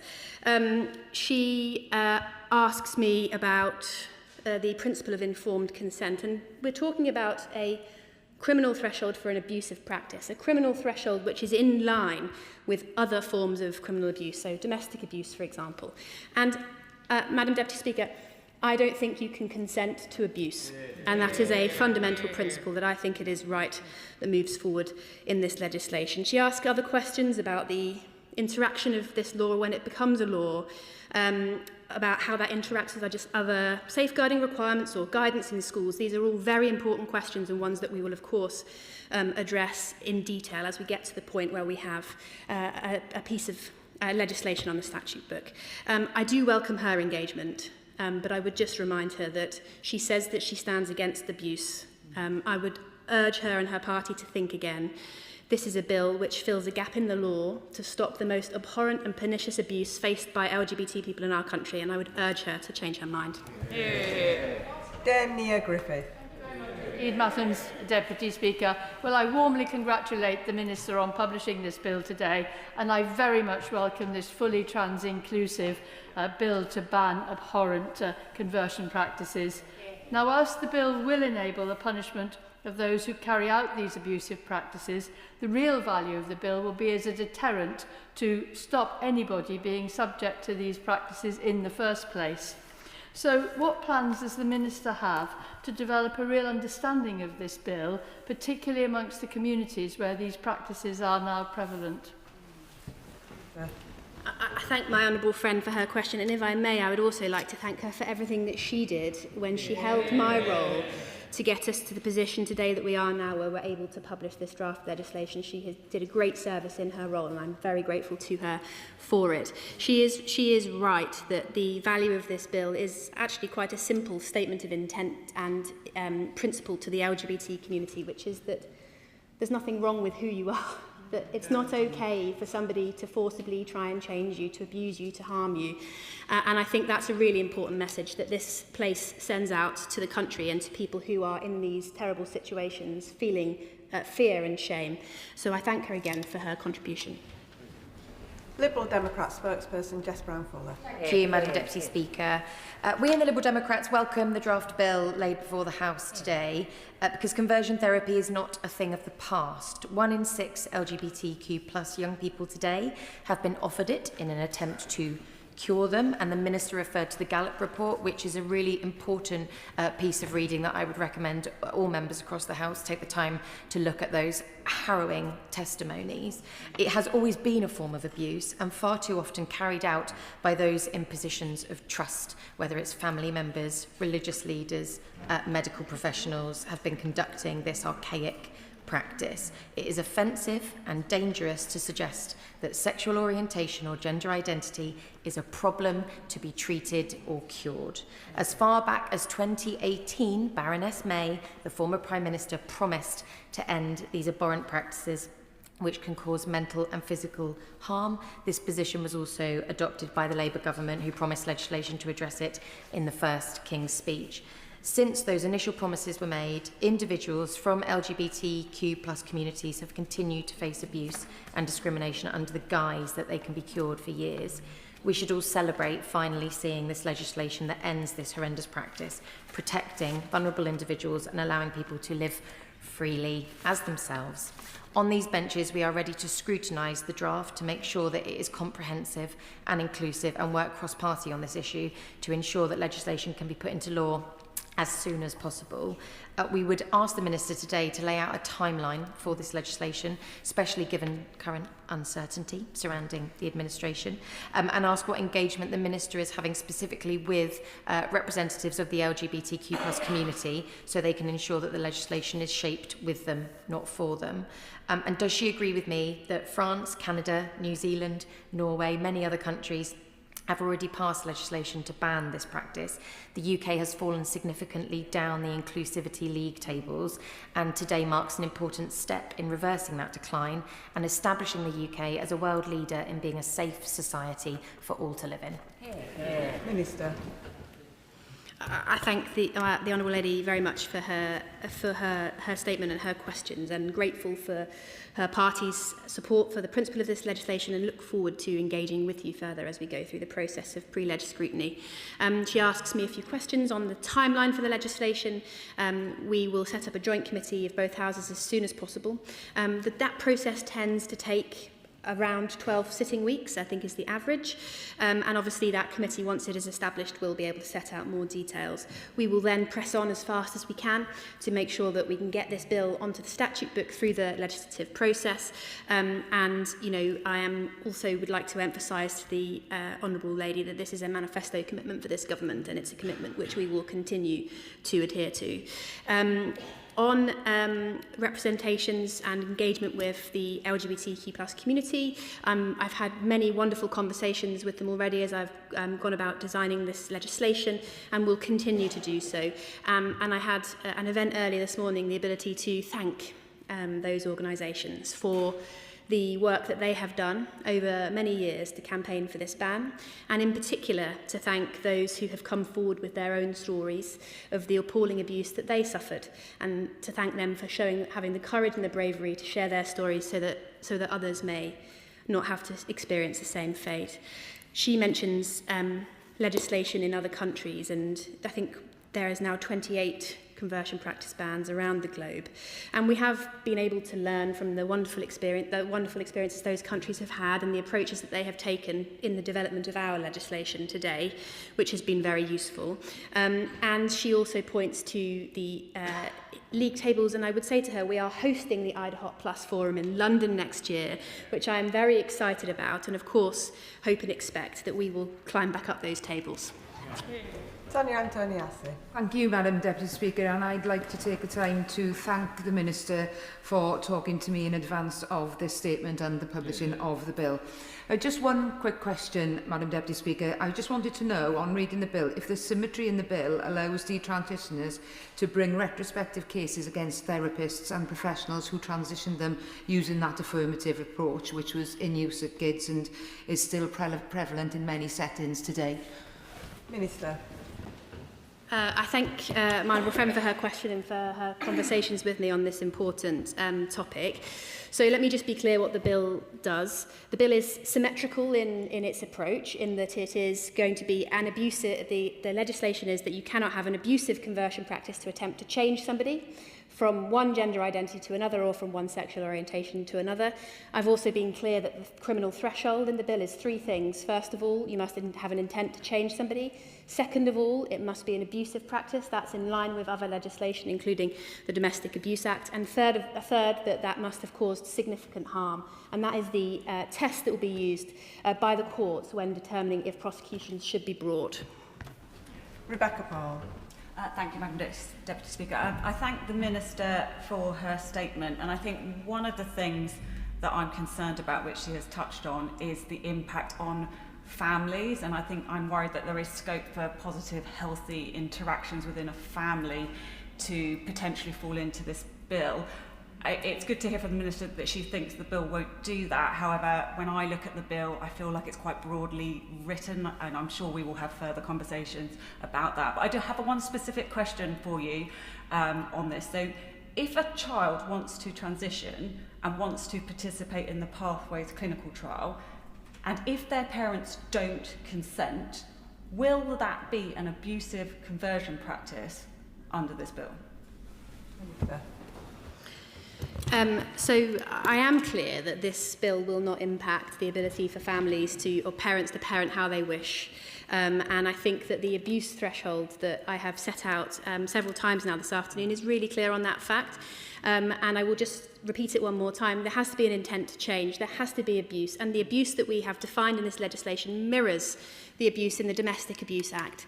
And thirdly, there has to be serious harm.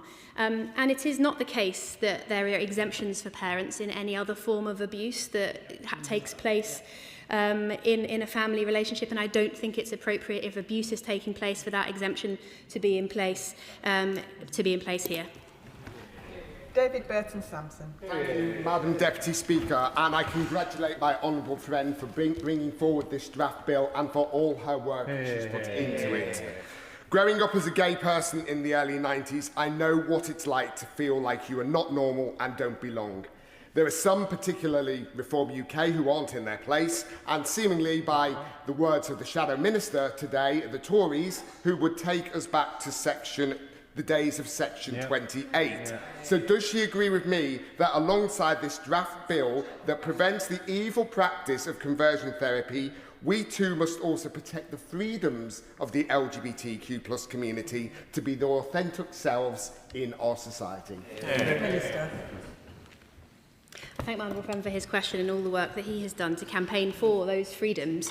I would say to him, I reflect myself when considering this legislation on the impact of experiences that I have had growing up as a young lesbian and the impact that that shame has on me. And I cannot even begin to comprehend how that feels if you've been subject to this kind of abuse. And I think that's one of the really important reasons that we must act to prevent it.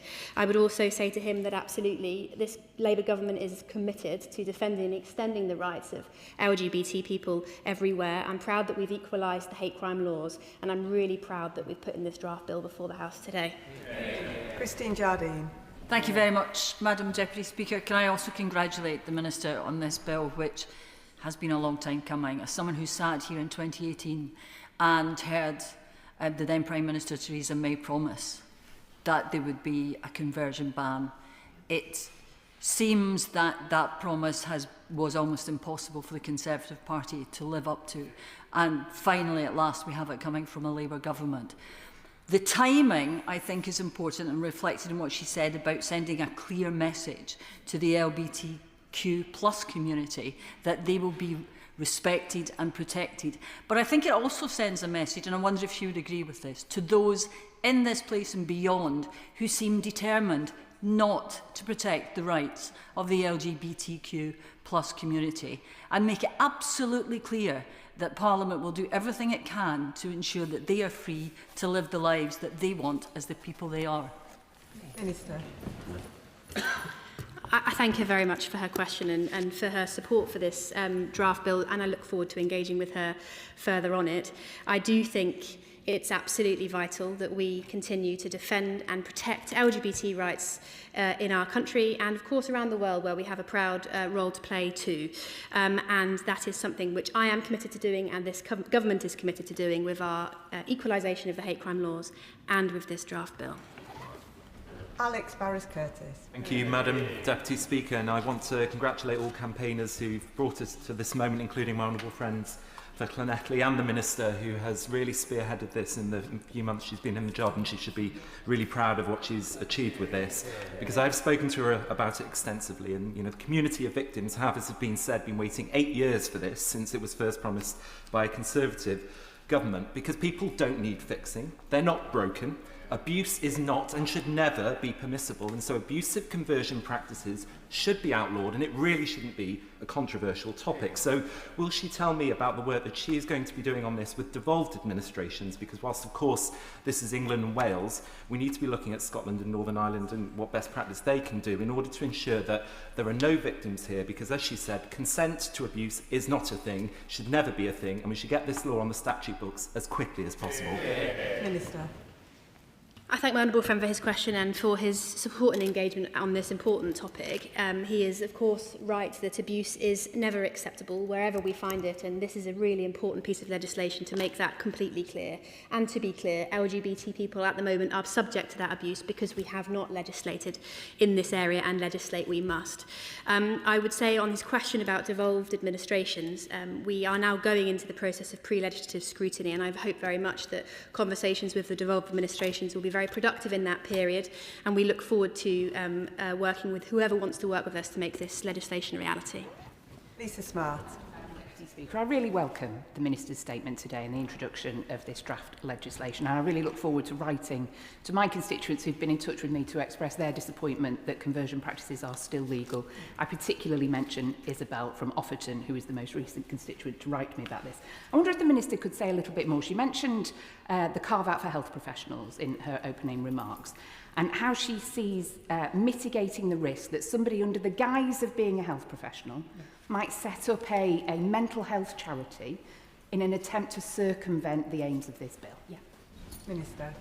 Thank you for the question. This is a really important question, and let me explain how it will work. So, it is my view that legitimate healthcare would not fall under the remits of this bill in any way, shape or form, because legitimate healthcare would never be abusing somebody to try and change their identity and causing them serious harm. However, I do recognise the concerns that I have heard about the risk of a chilling effect. We don't want that, because therapy and good conversation is really important. That's why we've put this exemption on the face of the bill. But I'm also clear that if somebody falls below the standards that would be expected of them in a healthcare profession, they will fall within this bill. So that would prevent the example which she outlines, where somebody is pretending to be a healthcare professional in order to do an abusive conversion practice. So I am confident that there is no loophole here, but it is just a clear statement that healthcare professionals can continue to do their important work. Danny Beales.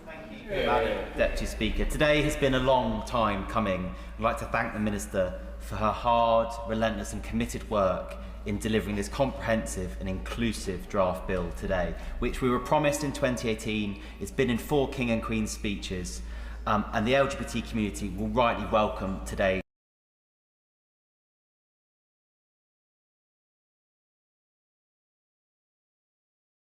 And jobs to East Lothian. What reassurances can be given to investors that the Scottish Government will work with them to deliver on the project?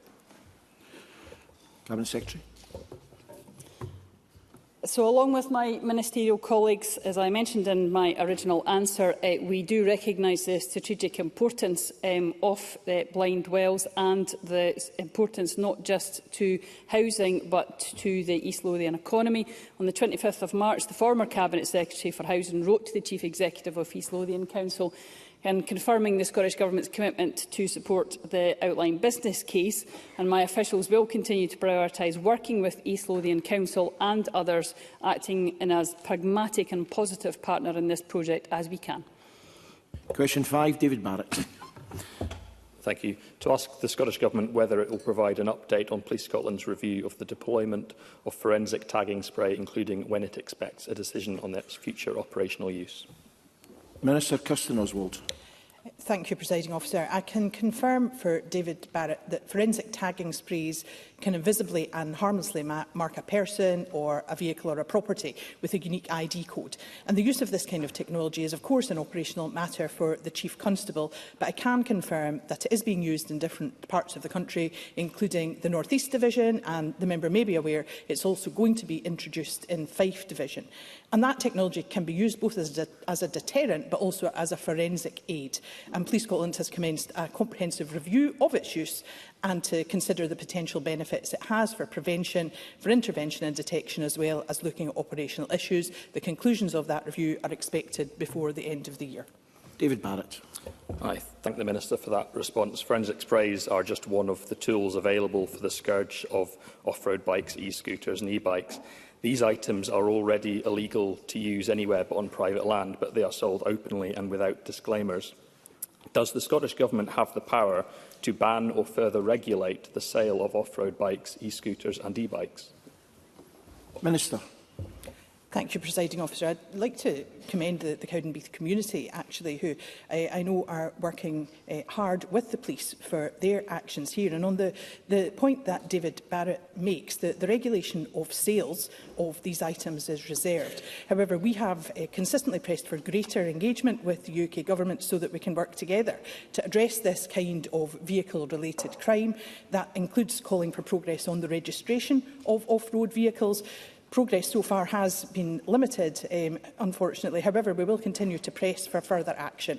Of course, that complements the work that Police Scotland are doing. They've undertaken campaigns to improve awareness of where and how these vehicles can be used responsibly, alongside the steps that the responsible retailers should be taking. And I would assure David Barrett that we will continue to press the UK Government to put the registration of off-road vehicles in place as part of managing safe and responsible use. To ask the Scottish Government when it plans to renew its strategy on preventing knife crime, particularly among young people. Minister Kirsten Oswald. I'm grateful to Pauline McNeill. This is an important question she asked, and I would say to her that a new strategy to prevent violence is currently being developed with key stakeholders, including the Scottish Violence Reduction Unit. That will be published later this year, and that strategy will aim at preventing violence from happening in the first instance, and when it does occur, it will focus on reducing further harm. I would add that the principles of the Scottish Government's violence prevention framework do remain embedded in our funded activity for 2026-27. We're providing over £2 million this year to organisations to take forward a range of preventative actions, meaning support for this activity totals £8 million plus since 2023. And I would add that members may have heard the Cabinet Secretary for Justice noting that he was willing to explore all options in this regard. Paul Menial. This month, 3 teenagers were convicted of murdering Caden Moy at Irvine Beach last May, but it's just an example. But the superintendent in that case, Graham Gailey, said that violent crime among young people is falling, but that weapon carrying is on the rise. And this is the point that I think the Scottish Government need to think about in their strategy. He said that through our stop and search activity, they've noticed that weapon carrying is on the increase, especially amongst teenagers. But we know some of them carry it because they want to feel safe. I've had some conversations with the legal profession. Please ask a question, actually, because we're trying to get a lot of people in here, and it's, you know, people, the idea is to ask questions and get answers. Please ask a question. But it's a substantial point, Presiding Officer, that I'm trying to get across, but to give the background, and I will. I want the background. I want a question, actually, please. Well, I've got to get a chance to set the context. OK, I'll ask the question.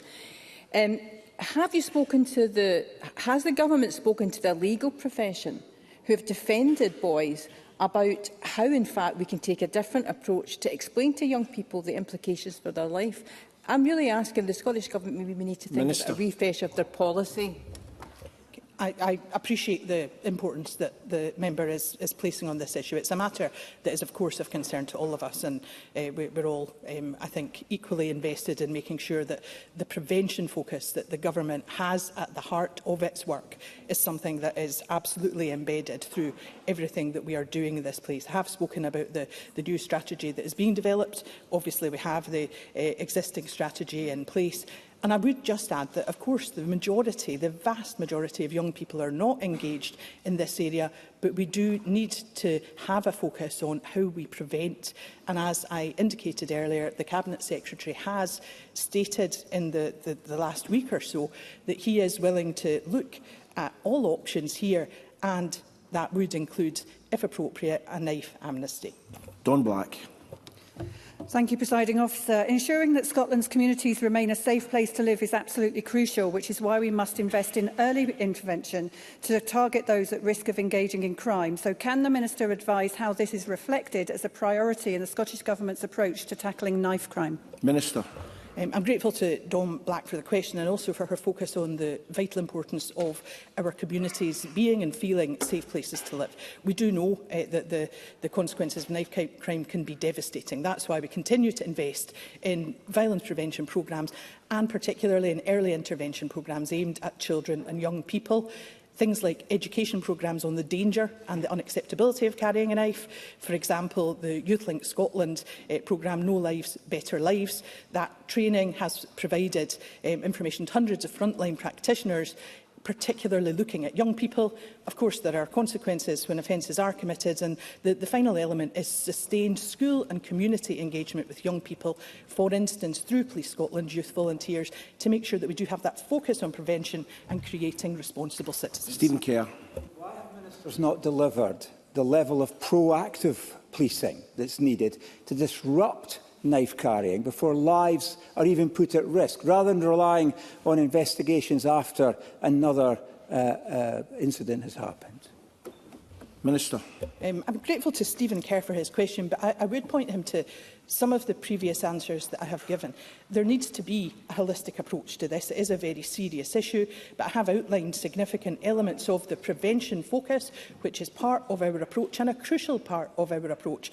It will take prevention as well as detection, consequences and education if we are to deal effectively and sustainably with this issue. Question 7, David Kirkwood. Thank you. To ask the Scottish Government, following the First Minister's commitment on 26th of May regarding the opening of new railway stations, when it will publish details of the potential locations and the development timetables. Minister Tom Arthur. As the First Minister set out, the Scottish Government will invest in essential infrastructure across Scotland, including new train stations and ongoing electrification of our rail network. We will advance consideration of a new railway to Ellon, Peterhead and Fraserburgh, and are currently examining the case for a link from Tweedbank to Carlisle. We will also deliver a station at Winsborough, as set out in the budget 26-27. We are committed to improving Scotland's rail network, as is clearly demonstrated by our delivery of a publicly owned, modernised rail service with improved reliability and accessibility. David Kirkwood. Thank you for that answer. Given the opening of the River Tweed Trail, the long-distance path in 2028, which will start in Moffat, the jewel of the south, and run 113 miles to Berwick-on-Tweed, and the probable extension of the Clydesdale Way into Moffat a few years later, it's likely that more than 300,000 additional cyclists and walkers will be visiting a town annually, putting a huge strain on the ability to cope with road traffic. So, will the Minister work with me to urgently advance the Badenoch Station Action Group's plan to reopen what could be one of the busiest small stations on the network? Minister. I can thank the member for his supplementary, and I'm aware of his particular interest. I'm advised that Transport Scotland officials responded to Suez Trans in June 2023 to confirm that the outcome of their review of Suez Trans' Badenoch and Moffat Transport Appraisal Report was that a robust business case had not been made for a Badenoch station to progress further in the development process. And while I commend the work done by Suez Trans, the Action Group and the local community, Suez Trans' own transport appraisal report clearly acknowledged, for example, that the option of a rail station at Badenoch simply did not, in their words, stack up from an economic perspective. But I appreciate the member raising the point. Supplementary, Craig Hoy. Thank you, Presiding Officer. Given the fragility of bus services across Dumfriesshire, will the Minister commit the Cabinet Secretary to a meeting with me whilst he is overseas in order that I can reinforce the case for a station at Badenoch, which is now increasingly vital given the fragility of bus services in my constituency? Minister. Well, I appreciate the member inviting me to compel the Cabinet Secretary, but I'd be more than happy to relay the member's request on to the Cabinet Secretary. Question 8, Laura Moody. To ask the Scottish Government whether it will provide an update on the operation of the Accessible Vehicles and Equipment Scheme, including whether any of the changes to the UK Motability Scheme, such as reduced mileage allowances, increased excess mileage charges and changes to lease conditions, will apply to people using the scheme in Scotland, and if so, when? Cabinet Secretary Shirley-Ann Somerville. The Scottish Government has been working closely with Motability since March, and its notification of changes from 1st July in England, Wales and Northern Ireland. The 1st July commencement is not set to apply in Scotland. These changes by Motability are a direct consequence of the UK Government's decision for a removal of tax exemptions on Motability vehicles in the November 2025 budget. Since that announcement, I have raised concerns with the UK Government, ministers and Motability, particularly for customers living in rural and island communities. Our discussions with Motability have focused on understanding how the removal of those tax exemptions might affect our Accessible Vehicles and Equipment Scheme, and customers will be notified about any changes as soon as possible. Laura Moody. I thank the Cabinet Secretary for that answer, but does she recognise the distress being caused to constituents, including a disabled veteran in my region, by the continued uncertainty around the scheme? And will the Scottish Government commit to a clear timetable and consultation process so that people in Scotland are not left in limbo about a service that is critical to their independence, access to work and family life? Cabinet Secretary. Well, I do recognise that distress, and that's exactly why I raised it with UK Government ministers who don't appear to have looked at this at all before they made their decision in the last budget. Can I commend Motability for their willingness to work with the Scottish Government to not put these measures in place from the 1st of July, but to continue to work with the Scottish Government to see what can be done, because they also recognise the distress and inconvenience this will be causing. I can reassure the member that the reason that this is not happening on the 1st of July is because Motability is keen to work with the Scottish Government to see whether we can work together to make sure that we are doing as much as we can to support those Motability customers. And I would give her that reassurance is important because, as I said at the start, I do very much recognise the distress which has been caused by UK Government decisions in their budget. Question 9, Kate Evans. To ask the Scottish Government what action it will take to provide sanitation facilities for the traveller community living on land that it owns in Granton in Edinburgh. Minister Sumita Kumar. Can I thank Kate Evans for her question? We of course expect local authorities to take the lead in responding to unauthorised encampments, including consideration of welfare needs such as access to sanitation facilities. The Government is of course fulfilling its legal obligations as landowner by taking steps to secure the clearance of unauthorised encampments, and we recognise the significant health and safety risks facing those on the site, but also in the local community. We will of course continue to engage with partners, including the local authority. Kate Evans. Will the Scottish Government also look to address the ongoing issue of fly tipping on the wider site that is causing distress to local residents and is being incorrectly attributed to traveller communities? Minister. Crucial to point out, fly tipping is a criminal offence and local authorities have enforcement powers to address it alongside wider action at national level to reduce illegal dumping and protect local environments. This is a local authority responsibility, but we will continue to work with local authorities to get waste uplift done. Thanks. Question 10, Colin Beattie. To ask the Scottish Government what its position is on the importance of community cohesion and resilience, including the role that local galas play in promoting this. Minister Sumita Kumar. Can I thank Colin Beattie for this important and relevant question? Community cohesion, of course, remains a core priority for the Scottish Government, recognising that trust, connection and inclusion underpin resilient communities and a flourishing Scotland for all. Gala days and local celebrations showcase communities at their very best. It brings people together in inclusive and welcoming spaces to build relationships and celebrate our shared identity. Colin Beattie. Does the Minister agree that local galas, many of which have their roots in historic mining communities, continue to play an important role in modern society through preserving cultural traditions, including pipe bands, and by bringing together people of all ages and backgrounds? Will she join me in celebrating the galas held across my constituency of Midlothian North as excellent examples of communities coming together at a time when community cohesion is more important than ever? Minister. Thank you for the supplementary. Yes, absolutely. I completely agree with you. Celebratory events bring local communities together, and it will always play a vital role in modern Scotland. They are a powerful expression of community spirit, bringing people together to celebrate their local areas and share that, again, sense of belonging. So I will absolutely join the member in welcoming gala events in his constituency. Brief supplementary, Jenny Young. Tomorrow, people in Bo'ness will come together for the most important day on the town's calendar, the Bo'ness Fair.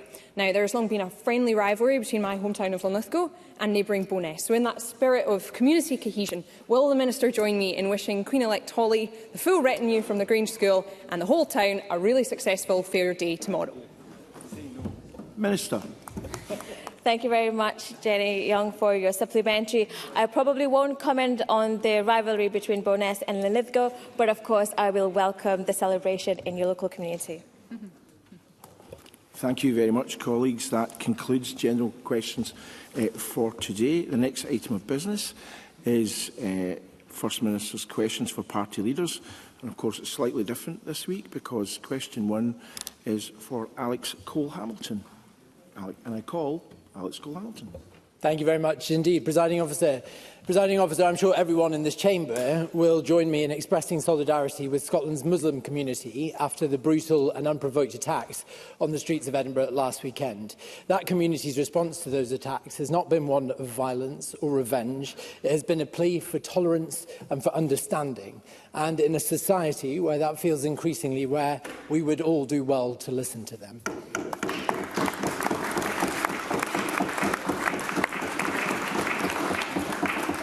Presiding Officer, new figures show that violent crime is up by 4,000 incidents last year. Crimes of dishonesty were up by 7,000. Of course, one of those has dominated the front pages this week. But while everyone is focused on Scotland's prison population growing by 1 in recent days, I want to ask about those leaving our jails. All told, over 1,400 inmates have been let out since the early release scheme began, because our prisons are bursting at the seams. But this isn't a strategy, nor will it protect the public. So can I ask the First Minister, how many of those who were released early went on to reoffend, and how many of them are already back behind bars? First Minister.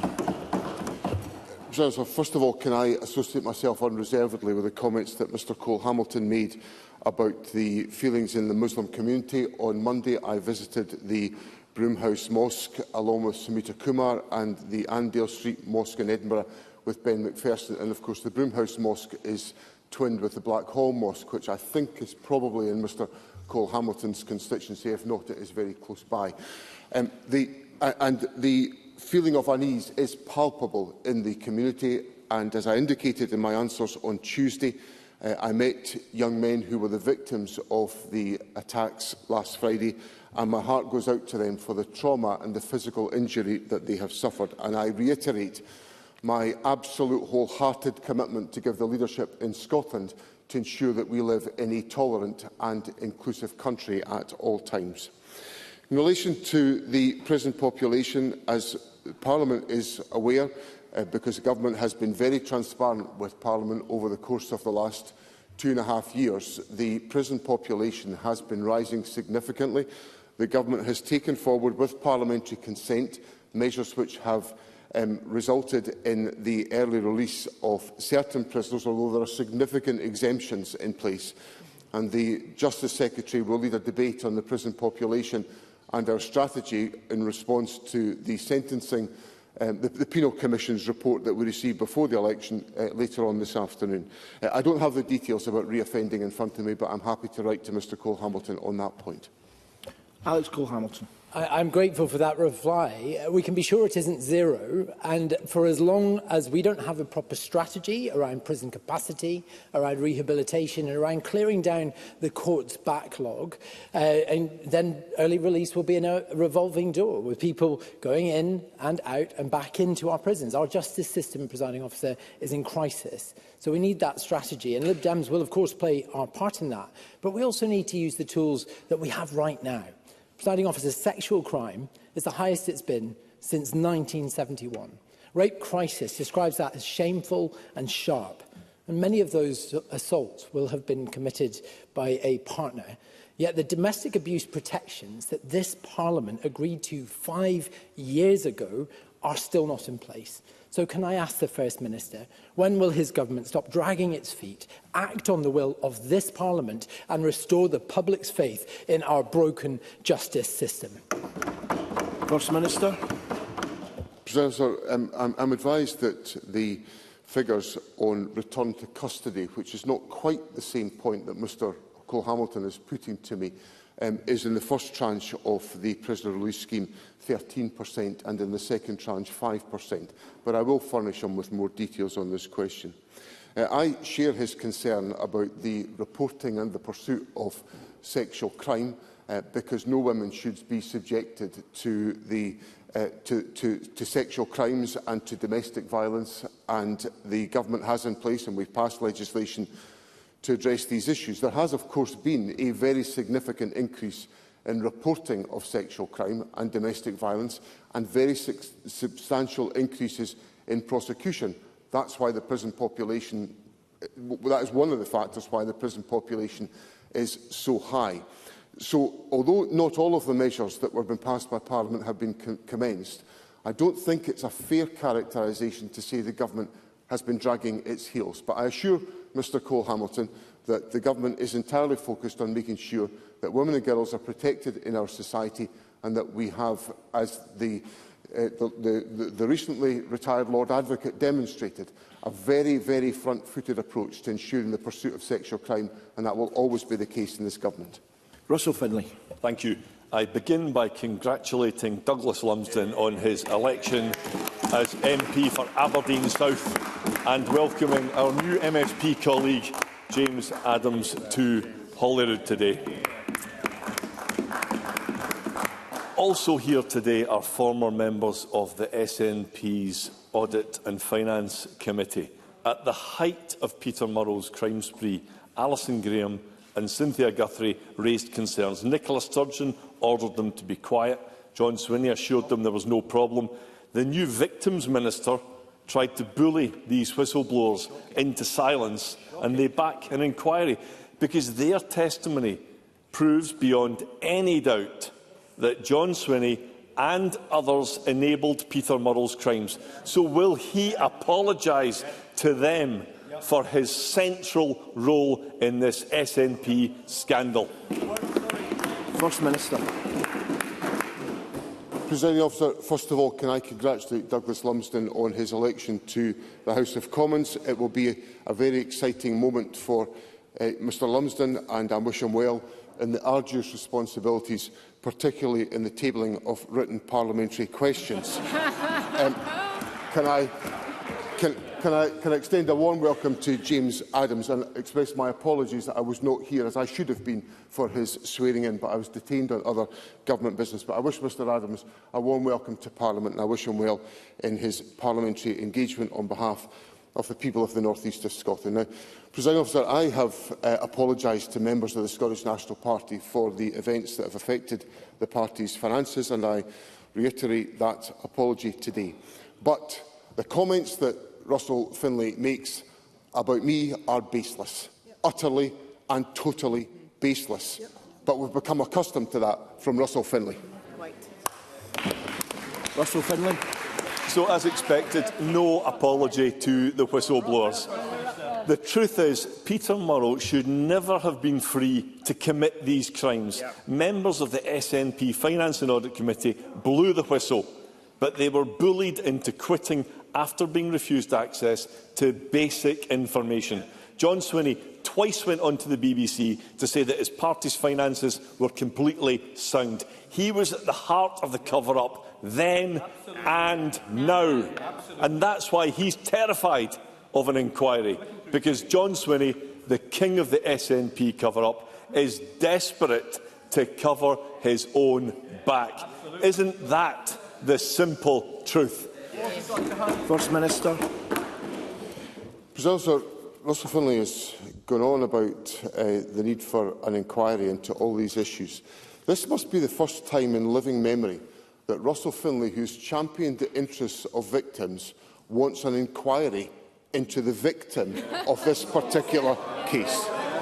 Now, I would simply say to Mr Finlay to give him a reassurance about the issues about which he is concerned, that I have addressed the issues in the SNP's finances, and the SNP has got strong governance in place. But I think Russell Finlay should pay slightly more attention to some of the things that have been said about him. Because in the newspapers this morning, a much respected... Excuse me, let's hear the answer to Mr Finlay's question. Much respected former Conservative MSP, Edward Mountain, described Russell Finlay as a disaster. His leadership has been catastrophic. As we have just seen, he called out Russell Finlay's... Can we allow the First Minister to answer, please? Quieten down. He called out Russell Finlay's robotic delivery and lack of empathy. He thought that Mr Finlay would consign the party to the wilderness. Well, on the basis of the Scottish parliamentary elections, Mr Finlay is well on the road to the wilderness of Scotland.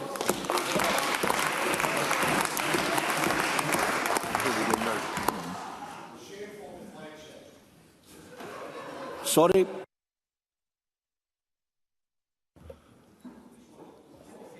Can we allow the next party leader to ask a question? Thank you. Gillian Mackay. Since we last raised the issue of hyperscale data centres with the First Minister last week, over 6,000 people have written to him to back the Scottish Greens' call for a moratorium. Hundreds of those people gathered outside Parliament yesterday to make their voices heard. Communities are rightly worried about the local environmental impacts and the massive strain on our energy system these applications could bring. And now Antonio Guterres, Secretary-General of the United Nations, has joined the call, saying that AI data centres are hungry for land, water and power, and calling for every major AI company to publicly disclose the full environmental impact of its systems. Will the First Minister stand with communities across Scotland and the head of the UN in taking on big tech, or will he continue to allow a free-for-all on hyperscale data centres? First Minister. Presiding Officer, as I said last week, I understand the concerns that have been raised here about the environmental impact and the impact on energy resources that are emerging from the proliferation of applications for hyperscale data centres. So I totally understand that concern, and I made that point clear last week. Now, I've been reflecting on the exchanges last week and looked further at this issue, and I'm giving active consideration to whether the Scottish Government should provide planning guidance to balance the rapid expansion of hyperscale data centres with national energy and climate goals, which are vital to our future prosperity. Gillian Mackay.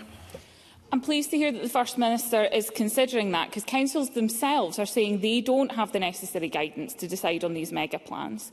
Fife Council has confirmed the Scottish Government is looking at whether an environmental impact assessment is needed for the Octor Tool application, because it's not clear enough from existing guidance. That comes on top of Edinburgh councillors saying they can't make a decision on local applications until the Scottish Government comes up with what a definition of what exactly a green data centre is. If the First Minister is considering this pause, what timescale are we going to see it on to make sure that we can take this overview of these applications? First Minister. The first thing I have to say is that I have to compartmentalise my comments and not comment on the Octor Tool application because it's a live application. But on the general policy questions, I appreciate the urgency of this question because there are a number of applications that are now being considered by planning authorities, and my view is that with the concerns being expressed by planning authorities, the Government has to be responsive to that. And as I rehearsed last week with Mr Greer, there is a careful balance that has to be struck between the extent and specificity of national guidance and the discretion available for local decision-making. Now, if the balance of that is not correct in this issue, then obviously that has to be examined by the government. But I give a commitment to Gillian Mackay that that will be undertaken as a matter of priority by the government, and obviously planning authorities will hear what I'm saying in Parliament today and will be able to reflect on my comments. Gillian Mackay. I appreciate that response from the First Minister, but local issues aside, the most significant impact of all of these data centres is the combined energy use. If all 24 applications